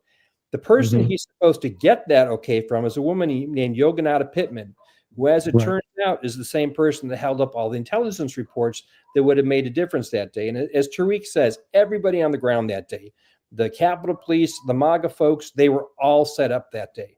So what Tariq does is this goes on for about 20 minutes. He's repeatedly asking for permission to clear the House and the Senate. Finally, he goes, okay, I'm making the call on my own. We're going to clear the Senate. When we get done clearing the Senate, we're going to clear the House. Now, luckily enough, he was a good enough leader. The men and women under his command followed him, knowing he didn't have the authority to make that call. Why this is important. If he would have done that 20 minutes earlier, or if Yoganada Pittman would have sent the help to clear the House while he was cleaning the chambers, Ashley Babbitt would still be alive because the rules of engagement would have been different for Officer Michael Byrd or Lieutenant Michael Byrd. If he had done it not at all, or say he had waited another 20 or 30 minutes, every one of those people that you saw in those videos going into the House floor, going in the Senate chambers at that door, they would be dead. And you would have had. And that's what they wanted. That's what they wanted. That's what that one man changed the course of his American history. Yeah, you got to give me his contact information because I would definitely love to have him on. Yeah, I heard the story, and I've seen the video of it. And that guy doing that on the radio. I've seen that stuff, and yeah, he's a hero. Hey, that guy is definitely. And they came after him. What he did. He had to disappear for 2 months. Threatened his family. He was in fear for his life. This is the man who's almost ready to retire. Yeah, this is. Wow. You got to watch. You haven't seen the TV series yet. Wait till you see the TV series. No, I haven't seen. I'm gonna go. I'm gonna go there. Give us that website. Give us where we find the TV series again. I know it's at hisglory.com, right? It's at hisglory.tv. Hisglory.tv. It's called the War on Truth miniseries, and the original movie is at thewarontruthmovie.com. So there's this guy named Bobby Powell, and Bobby is an interesting character. He's a guy that joined the Marine at like 15 years old, lied about his age. He was going to be a Marine, and they caught him. They said, you lied about your age, you're out. It killed him. That's all he wanted to be. So instead, he went on to become a journalist, and he fought for truth. And on January 6th, he's there, and there's after you've seen the footage for 4 years, guys, it's like you can not only tell who's an infiltrator and who's a true MAGA person, but you also look at me and go, okay, useful idiot, paid Antifa. Okay, that guy's got military training. He's a tactical guy. That's maybe undercover cop. That guy is probably DHS or FBI, or he's a military contractor. Because you can just tell by their body language, how they move. You're in the military for years. You know how somebody stands when they're military, right? So Bobby sees these two guys, and one of them is breaking out a window and having people go through this window. And this guy tells Bobby, and Bobby's got press written on his helmet. He turned down like this, and he goes, you need to get in here and do this. And he goes, that would be illegal. And he turns around. The guy sees he's got a camera, sees it says press. All of a sudden, the guy stops breaking the window, stops pushing people in, and turns around and tries to be a good guy, like he's defending the window. I mean, and it's all on camera. It's so obvious. Then this other guy is holding the door open just down the street a little bit, and he's pushing people in. And this is an alpha type guy. This is a guy that's used to giving orders and being obeyed. Bobby tries to take this footage. Now, he's an independent journalist, okay? He's been licensed to run stuff. He's had shows. He's had congressmen on his shows. That's what he does for a living. He tries to get these tapes and information to everybody can, to every mainstream media news channel, to every congressman knows, whatever. He gets taken out to lunch by a former congressman who he's friends with. They sit down to lunch, and the guy offers him $200,000 to lose the footage. And Bobby's like, I'm not going to do that. I'm a Marine. I care for my country. They'd have to kill me. And according to Bobby, this ex-congressman then says, well, that can be arranged. That's the kind of stuff that was done now. And it's like, you've got Bobby, you've got the former congressman. We just put it on screen. You believe what you want to believe, but that's how this freaking stuff goes, man. Yeah. Oh, yeah. Yeah. Yeah. It's definitely a life and death thing sometimes, man, because these people are so corrupt and man, that's the yeah. I like that. I definitely want to get that guy on, man. Definitely want to get that guy on. So, hey, man, but thanks, brother, for coming on, man. Like I said, I'm gonna shoot you my number and uh and we'll talk offline about some stuff. But hey, thanks for coming back in Lions Den, man. The fans and yeah, you know, my audience, they love you. And they loved you the first time. They love you even more. And we Well, appreciate it. And we look forward to having you back again sometime soon, man. I'm honored to be on your show. I look forward to meeting you in person. I thought we may be able to meet each other at the inauguration, but I got to tell you, Jerome, I had offers to I have go. tickets, but I don't think I'm going. I have tickets. Yeah. I have tickets from my senator. I can go and I have my spot and you know everything's all set up, man. But you know it's just one of them things again Okay, where so I'm you're like you. Go you're take it getting. on the on Air Force One somewhere. I got, and this is, and folks, this isn't about being afraid. I've got tickets too. My No. wife and I had tickets, and we prayed long and hard on this. And my buddy that was going to go with us, him and his wife, he was like you. He was not at January 6th because God told him not to go. And he's another power player that needed to be out doing what he does. But we've all of us have prayed on this. And on January 6th, there was a tugging. It was God's voice. You had to go. You had to go. Had to get there. I'm not hearing that for the inauguration. I prayed on it. My wife's prayed on it. My buddy Troy's prayed on it. And we didn't get back that we should be there. I don't know what. And the inauguration may be wonderful and great, but I'm hoping it's a nice time. I'm hoping it's you know event free and it's a nice time and everybody has you know fun at all of the parties and ceremonies and that day and nothing happens and I can watch it on TV and nothing happens. You know. But yeah, I think I'm just gonna bypass that as well. If God wanted us there, you would know. Yeah, there you go. Absolutely, 100%. And like you said, if he takes it on Air Force One, you know, hey, I'm cool with that too. You know, I'm fine because we definitely have to start off. But like I say, it's just too many factors. It's just too many things happening, too many factors going on right now. So there's a lot of moving parts. And like you say, and God hadn't told me to be there, so I'm not going. There you go. There you go. There's a lot of moving parts. So let's just pray for the country and let's hope it's a wonderful day. And you and I will watch it from our couches. And we need to pray for the president. We need to pray for his people. We need to pray for all the people that are out there fighting the fight. There's so many people that are putting their lives on the line for this country and for God. And we just need to lift them up. Yeah. Pray that they have the courage and the strength to do the right thing, you know, and not be, you know, scared. I mean, because I know, like I said, I pray for Tom Homan every night. Tom's a good friend of mine, you know, as well. And, you know, I pray for Tom Homan every night. He has a tough job. And, you know, with the family, like you say, that's the Achilles heel, man. You know, that right there will make you stop in your tracks. I'm like, okay, now I'm done with this shit. Oh, and you know the other thing is if folks want to see Tom Homan in that movie Death County and the River of Broken Dreams, that's also at hisglory.tv. So when you go there, it looks like Netflix. You can watch all the stuff. Yeah. Is that the movie? Is that the movie when Tom talking about he found that the kid, the 5-year-old kid, he held that kid in his arms from the truck? Yeah, that is the movie. That is the movie where he tells that story. And this is Tom.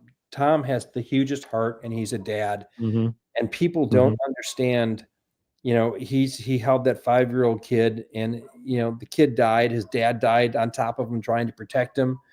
When Tom and I were down on the border 2 years ago, I'll tell you this last story. So we were on the border 2 years ago. And like I said, in the old days, you caught the bad guys, it was drugs. Now it's kids.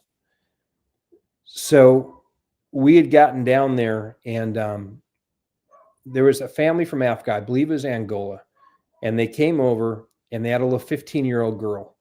And the story is they're coming across the river, and the currents change all the time in the river, and depending on how high it is, it can be really tough coming across the Rio Grande. By the way, I hold the record for swimming the Rio Grande twice back and forth in a cowboy hat. It's on YouTube. You can find it. That's a record. Book records didn't recognize it, but I still hold that record.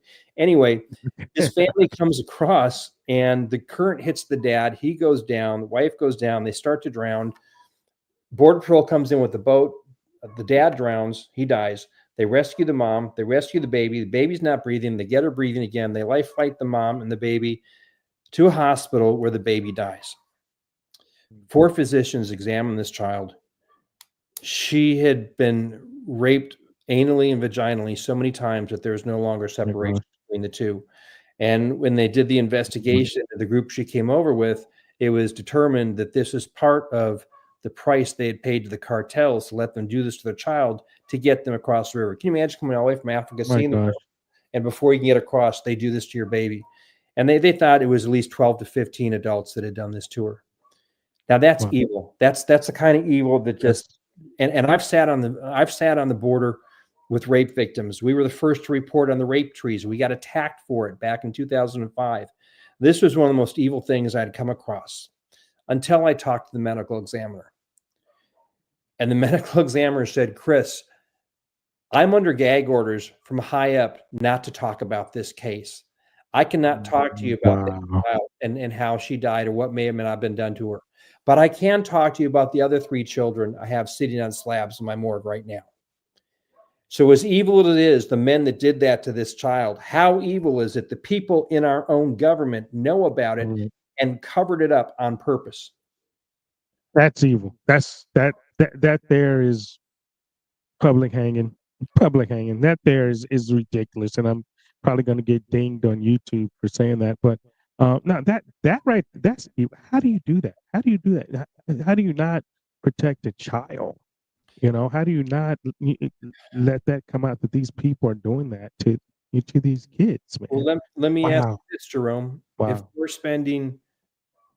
If our country is doing this kind of evil, if we can't protect children, if we're spending through our own taxpayer dollars laundered to these NGOs, laundered through the State Department, laundered through the United Nations to create this huge child trafficking network, how can this country be blessed by God? No way. And you see what's going on here now. You know, we fell out of God's favor, you know, because of these things, you know, and continue. And we have to get back right with God. And, you know, the entire country, we have to get back right. And we have to stop this madness, you know. And wow. Amazing. That's tough. I think we will. And let me tell you, if Trump was surrounded by Tom Homans throughout his entire cabinet, I would tell you already, we got this thing. It's going to be done. And if you know, I've said that before. If Trump was surrounded by people like us, totally surrounded by people like us in all the positions, the 3,000 whatever positions he have to fill, and the judges, and you know, but just right there, his cabinet and people in his inner circle, because I know there's still snakes around him. It's no doubt that there's still snakes and vermin around him, you know, that's going to try to keep him from doing the right thing, you know, and I hope he don't listen. But man, yeah, can you imagine that if he had true warriors around him like us, man? This stuff will be cleaned up, and how my dad used to say, lickety split. Lickety split. Done. Yeah. Well, lickety split. We pray for the president every day, and he's made some appointments that I kind of go, gosh, I wish they would have gone a little more hardcore, a little this over there. But right. But I trust God's got this. I trust He got that. And I know that Trump has seen The Godfather, and what did Don Corleone used to say? You know, I keep my friends close, I keep my enemies close. Yeah, you know, there you go. There you go. So hopefully it's what he's doing. But amen. But I'm gonna let you go. Hey, thanks for kicking it with me tonight, man. It's been cool, and people appreciate it. And I'm looking at the chats and everything, and they love this show. Well, I love everything else. And my audience, they know the truth, and they're thick-skinned, and they know what needs to be done as well. And they're warriors and troopers as well. So we just keep fighting, man. And maybe we'll talk after the inauguration, man. Let's do it. And get your butt down to Texas, man. Let's go. I'll put you on a horse. We'll go shoot some hogs. We'll have a good time. Hey, man, I'm gonna shoot you my number, man. As soon as we get off air, as soon as I get off air, I'm gonna shoot you my number. And shit, we'll do that. I love to travel, man. So I'm always missing shows on Sunday because I'm on the road. So, we'll miss one in a couple of weeks. But hey, definitely, brother. Let's do it. God bless, Jerome. Okay, God bless you, Chris. Thank you, man. Appreciate you. Yes, All right, Bob. everybody. That was Chris Burgard, the War on Truth movie, and also check him out at hisglory.tv, the War on Truth miniseries. Go check it out. Go check it out and tell your liberal ass friends to go to. Tell your liberal ass friends, take it to a liberal and watch. Okay, so I need to get to this. I'm gonna do my sponsors real quick, and then I'm gonna tell you the story about. And I promised you last week that you guys had to come back this week, and I was gonna tell you about the story. Where Steve Bannon kicked me and Kim out of his house, and I want you guys to know too, Kim did lose her battle with cancer last Sunday, so a week ago. So we're praying for David and her family. She ended up losing her battle last Sunday evening. And we thank everybody for all your gracious words and your prayers and everything during the time.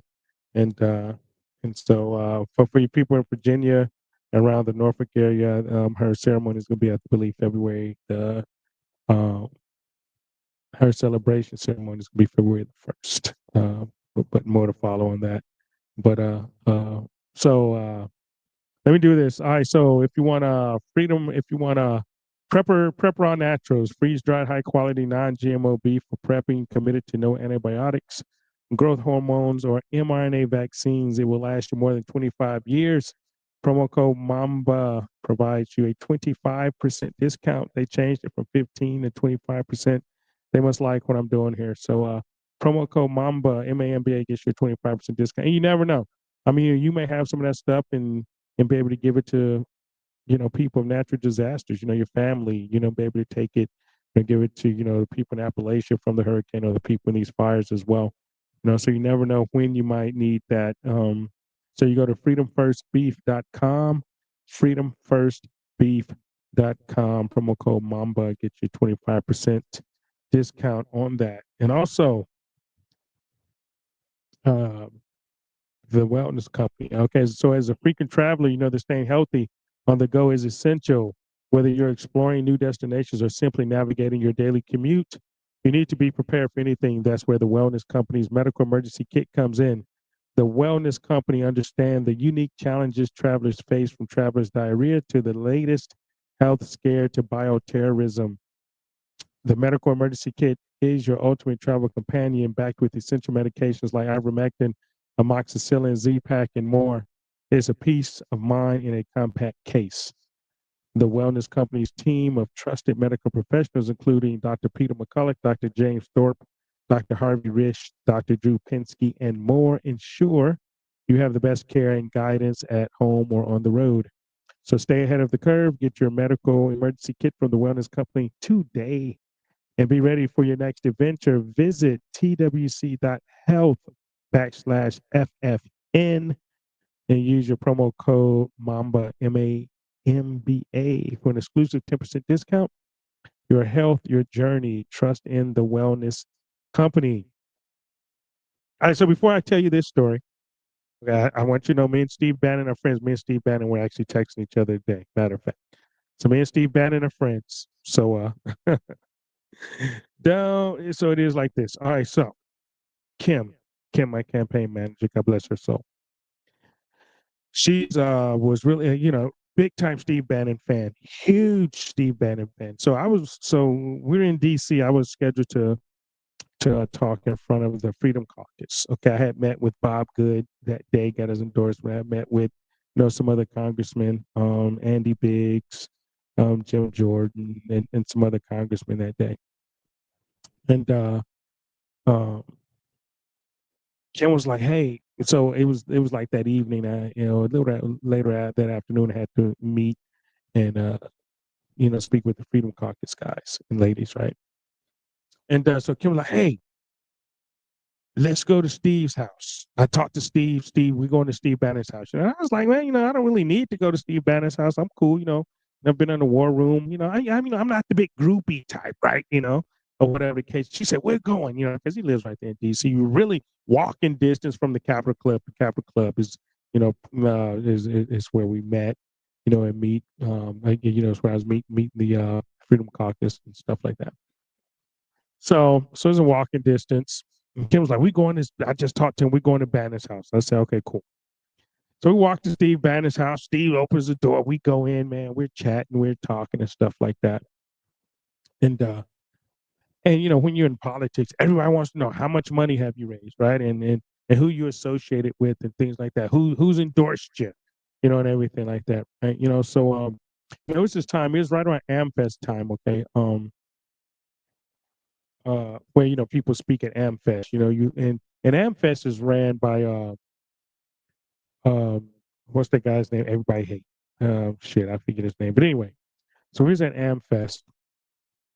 I mean, I wasn't at AmFest, but Congressman Paul Gosar spoke at AmFest, and also did MTG. She spoke there too. And I'm trying to think of the guy's name. Everybody hate. They call him a Nazi sympathizer, a Holocaust denier. I think of his name in a minute. But anyway, so Paul Gosar actually spoke there at AmFest. You know, they have a couple of guys. You know, so you have guys, man, that go around and and speak at these different events. You know, and so Paul Gosar was one of those people that hey, K3624 was happening. Now you guys over there in the live chat. So Paul Gosar, he endorsed me in 2020. Paul Gosar was one of the first congressmen, you know, that endorsed me in 2020, and he endorsed me again in 2022 and stuff. Right? No, it's not Matt Schlapp. It's not, dude. The Groper dude. I can't think of his name. Why can't I think of his name, man? He's the head of the Gropers, man. You know. Shoot. All right. Somebody throw his name in the chat. I know you guys know what I'm talking about. No, it's not Schlapp, man. You know, this guy actually just was doxxed, man, and he like pepper sprayed some chick or whatever that came to his house and you know whatnot. I swear I think of his name in a minute. Okay, I gotta think of his name because if I don't think of his name, it's not gonna matter. All right, so no, it's not Kirk, man. It's not Kirk. Come on, help me out, chat, because I can't think of his name right now. Help me out. His name is really, really, really on the tip of my tongue, man. I can see his face, but he got banned, man. Got banned from Twitter, got banned from Facebook. I mean, he's like banned from freaking everything. All right, so anyway, Steve asked me who had endorsed me and stuff like that, right? So I gave him some names, you know, and I gave him Paul Gosar. He's like, Paul Gosar.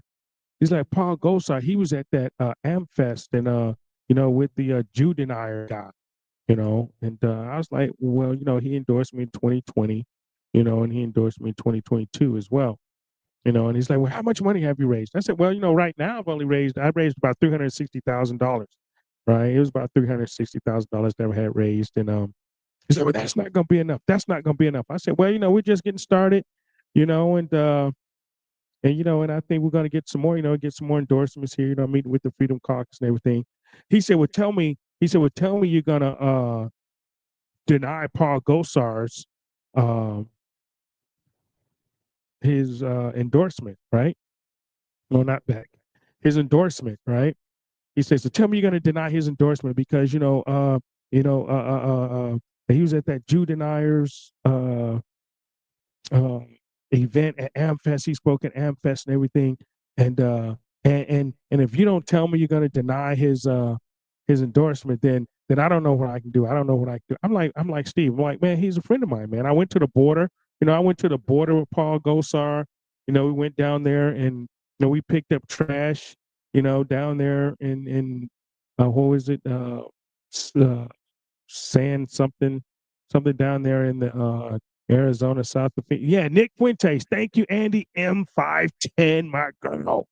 Thank you, Andy M510. Nick Fuentes. That's who it was. Fuentes, right? Okay. So he was at Nick Fuentes' event, you know, and that guy's a piece of shit, you know, blah, blah, blah, right? And I'm like, well, Steve, I'm like, look, man, Paul Gosar's a friend of mine. He was the very first guy, you know, that endorsed me. He endorsed me in 2020. He's the first guy endorsed me in 2022. I've been to the border. Paul Gosar is a good man. Paul Gosar is a good man. He said, well, you know what? He said, if you're not going to deny his endorsement, then get out my house. You guys get out. get out. I've had enough. Guys, just get out of here, right? And he kicks us out of his house. He kicks us out of his house because I wouldn't deny Paul Gosar. So, hey, so that's the story, and Kim was hot. Kim was mad as hell. I mean, she was pissed, right? So we got out. I said, I told you we shouldn't have came to his house, man. I'm like, what is this, So I was live, say, kicks us out of his house. She was fuming. I thought it was funny as hell. I'm laughing, joking around. I'm like, wow, man, I've never been kicked out of no one's house before, right? And so she was angry, So I mean, she was mad the rest of the day, right? I think she called him later that evening and must have blessed him out or something, or whatever the case, or the next day or something, because like 2 days later, I was back on Bannon's show. So I was back on Bannon's show 2 days later after he kicked me out of his house. So, no, but we're good now, man. I love Steve Bannon. Steve Bannon is definitely tip of the spear. He's a hero. He went to jail, for this country because he wouldn't sell out. He went to jail, because he would not sell out, and and Kim loved Steve Bannon, and that was one of her dudes, and he would always answer. Steve would always answer Kim's calls, her texts, or whatever. He would always get back with her. There was some people may have, but Kim, but Steve would always get with her, and I appreciate that. And yeah, so that's my story about getting kicked out of Bannon's house right there in DC. So, but it was just something, man. But it was cool. But all right, so we got these fires. We got about 10 minutes left, right? So I got some clips that I want to play. But one clip that I really want to play because it's sort of how I feel, and nobody can say this like she does. I mean, and I used to didn't like this lady, right? I used to didn't like this lady. But I mean, since she left Fox, I mean, I think she's changed a lot. I think she's changed a lot since she's been. I'm looking at some notes here that I wrote. I think she's changed a lot since she's been vaccine injured. She's actually admitted on her show that she's been vaccine injured, that she took the jab, and she was vaccine injured. And I'm talking about Megyn Kelly right now, and she's. I don't know if you're going to call her red pilled, because I hated her, didn't like her because she went at Trump hard. She tried to cut his knees off, but ever since she got moved from Fox or whatever the case is, she's been totally red pilled, and she's been legit. So I'm gonna play this clip because I think it's like boss. I mean, because guys, I say the stuff like this now because I don't care what people say about me, but when women say it, it's so much better. So I'll let her say it, about all these females that's in charge in LA with this fire. She's talking about this. Look at all the females that's in charge. I mean, whether you want to call them gay, lesbian, whatever, they still have vaginas. They're still females, right? But it's a lot of females out there in charge of stuff in LA. And I think other than the girl Newsom, that has caused this problem in LA, and why these firefighters couldn't fight these fires, man. It's just ridiculous. So I'll let Megyn tell you how she feels about it. Who gives a shit if the fire chief is gay? I'm sorry, but who gives a flying fig about who she likes to sleep with? Can you fight the fucking fires, madam? That's the relevant question. We don't care about your lady parts, and we don't care who you want having access to them. Can you fight fires? Can you make sure there's water in the fire hydrants when you realize in Ventura County this is a massive problem? When you realize that California is going through a drought where they haven't had rain in weeks and months, I don't care who turns you on. And you know why they have only 100 women in a squad of 3,300? Because women tend to be smaller and not as strong. And unless you lower the requirements to become a firefighter, most women can't pass the test. This is an absurdity. This is just like the Secret Service and what happened with Trump. We needed all these women in there who weren't even tall enough to protect the 6'3" president. Under this woman, Ms. Crowley, the department created a diversity, equity, and inclusion bureau to train firefighters Not on refilling the hydrants or what to do when they're empty, but on the importance of DEI. There it is, Megan. Megan dropping the bomb on the chicks in LA. I mean, those fires are bad. And, we have Newsom, who still carries the TDS. And I'm going to get to, I'm going to try to get to Zuckerberg in a minute because he's a load of crap too. I don't want to talk about him, but, run out of time. But, this Newsom piece, where they want to blame Trump. They still want to blame Trump, this TDS, right? I mean, Trump's not even the president, but this guy's the governor.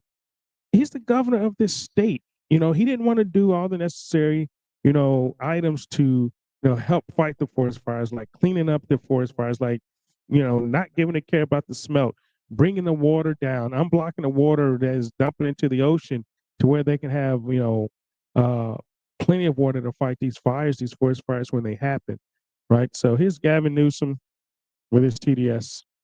Analysis, what went right, what went wrong, but based on fact, not politicalization, not conjecture or misinformation. To wit, my response to your question, I'd like the President of the United States, at least the President-elect, to come and visit the people out here whose lives have been completely torn apart. I want him to visit and understand the magnitude of the scope, what happened to the American people that happen to reside here in California. And it's with an open hand, not a closed fist. And I'm not interested in politicizing an event. He's shit. He's totally a piece of shit. His thought, he don't want Biden to come out. He wants the president-elect to come out. What about Biden? And Biden, the White House, they've already said that they will pay for 100% of the damage and 100% for California. What about Appalachia? Appalachia gets $750 and California's get 100%. He's going to pay 100%. Now, I think there's a more nefarious plan. You got the LA Smart 2028. You guys might want to look that up. You might want to look at, the exact place where those fires are burning is where they want to put that high-speed rail at. You might want to look at that. You might want to look at that too, before you start, saying that this was where we all know people are setting the fires, and it could be terrorism. Oh, but it's a lot of things going on out there, right? A lot of things going on. Smart LA 2028, look out for it. And they've already talked about, not rebuilding. I've heard Newsom talk about not rebuilding or slow down the building, or the mayor, slow down the building, out there in the fire burned area. But 100% Biden, 100%, you're going to rebuild California, 100% for California and $750 for Appalachia. It's crazy. Why do people keep voting Democrat? I'm with you to tell you. Why do people keep voting Democrat out in California? Why? I don't get it. I honestly don't get it. And I think I'm gonna get to Zuckerberg next week. I'm not gonna tap Zuckerberg, but I am gonna tap this fake CNN because I don't like Anderson Cooper. You guys can tell he's like, there's a screen behind him. It's like a green screen when I show this. He's pretending like he's at the fire. Why do people watch these guys? Why do people continue to watch these fakes? I don't watch CNN. This is a clip, I saw. But you can tell this guy is nowhere near the fire, but he's pretending he's at the fire, and everything. I mean, this is all for show. We're watching a movie, right? But there's just the lack of water is a problem. In the Palisades, the water issue is according to authorities is a gravity issue. In order to get the water through the hydrants up in the hills and the mountains, they have these giant water tanks that use gravity, and those water tanks ran dry. Part of the problem is a lot of people are using hoses, trying to understandably hose down their lawns, hoping that will stop the fire. A lot of firefighters will say that's not going to stop a fire like this from burning down your house. You may keep your lawn, but it's not going to keep your house. But there's this huge water usage all of a sudden, and those tanks on the top. There may be water in the system down below, but if the tanks on the top run dry, there's not enough pressure for gravity to bring the water up into the hydrants. That's in the Palisades. I don't know the water system here in Altadena. Looking back at the screen, I mean, this guy, how fake? We're talking about fake news, right? We talk about the fake news. He doesn't have his mask. He doesn't have his glasses, but this fire is burning right there next to him. He would be sweating his ass to be burning, right now. I mean, it's so fake, not what's happening, but, he's not going to go out there by that fire because he doesn't have the guts to do that, but why be fake? Well, why be fake about it? This guy is a royal clown. Thank you, Kate, a royal clown. Why be fake on that? So, I didn't get to the Savannah syndrome tonight, but they do have this bombshell U.S. intelligence report they sent a culprit intercepted communications. Oh, the Havana syndrome is real. Where you had agents telling you that they were attacked. You had agents, suffering with Havana syndrome who felt dismissed and gaslit by the government for years. But then this lady came out and did an interview with Christine Herridge, right? Well, no, Catherine Herridge, a medically retired CIA officer who spoke with investigative journalist Catherine Herridge, or however you say her last name, Herridge, about her experience with the debilitating mystery disorder, and how the authorities have treated her since. So I will try to get back to that next week. She spent 2 decades with the government and began experiencing the syndrome, the Havana syndrome. And I mean, it's happening in DC too. I actually understand. So I'm going to end this show tonight. I appreciate you guys, like I say, tuning in. And we're about done. But my phone must be listening to me and stuff like that. And thank I see Andy M over there. Thank you for dropping that Fuentes thing on me. And baseball, I see you over there, man, and everybody on the Getter chat, man. It's live. I appreciate you guys. Hey, keep tuning in because this is how we do. I'm going to have another guest next week. I can't tell you who it is right now. I know who it is, but I think it's Jack Hiles. He's a J6er. He was imprisoned.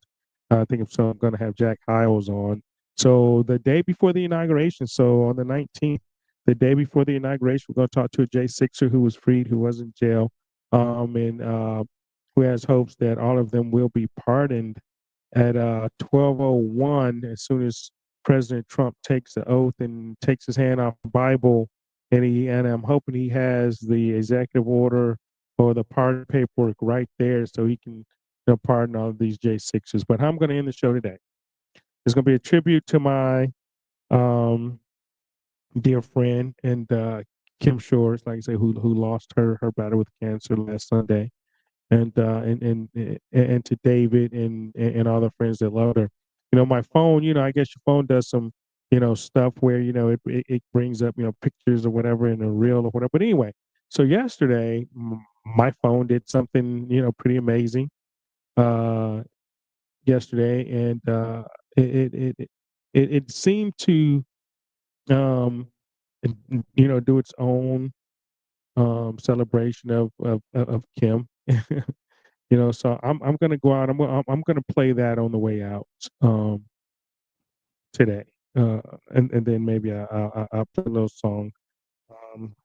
But I don't know if you guys heard the music. Did you guys hear the music at the beginning? It's pretty weird, man. It's pretty weird. Some weird stuff is happening with the phone. I got the new system and everything like that. So I don't know if you guys heard it or not, heard the music or not. So, but so I'm gonna play that, and then I'm gonna play a song in tribute for my dear friend and my campaign manager, like I say, who lost her battle with cancer last week. So I'm gonna play this for you guys real quick.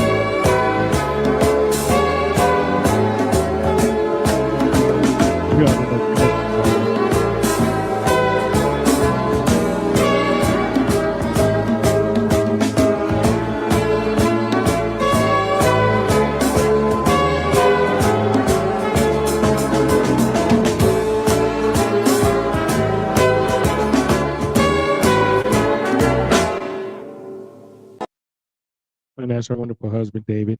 And so to all you guys, I'd like to say thank you. Kim, you're gonna be missed. We all love you, and like I said, you're truly gonna be missed. You're a great friend. You're a great manager. You're a great, person. And so we're gonna go out like this tonight.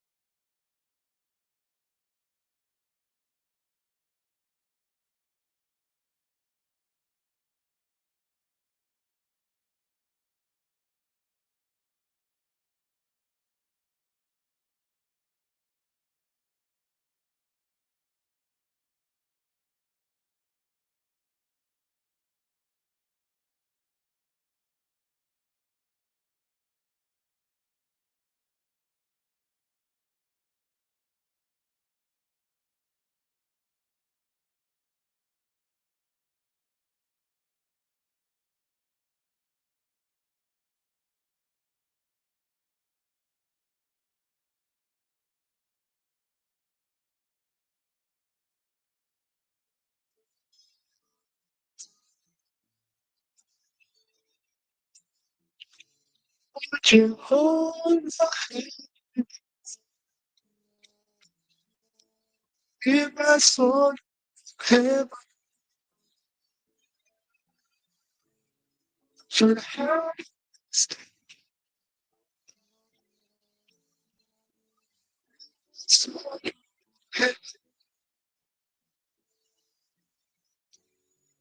I'll give it.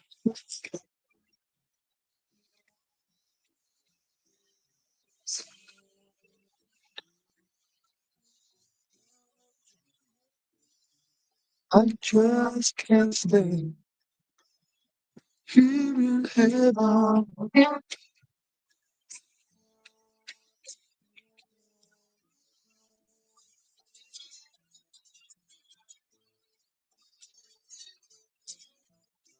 Time to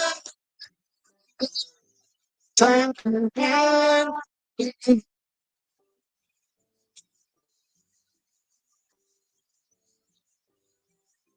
Time to breath.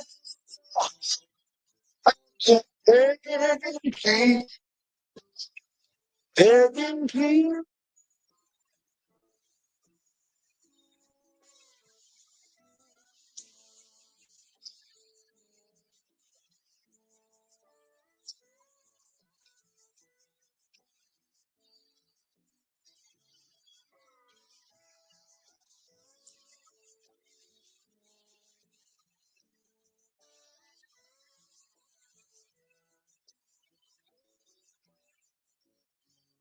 You open the door. There's peace to choose. There's no there's peace in the tears and heaven.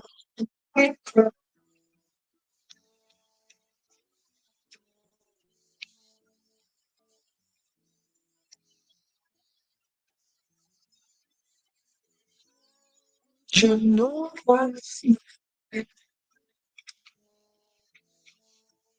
If I saw you in heaven, could you really stand? If I saw you in heaven, I must be strong and carry on. 'Cause I don't feel here in heaven.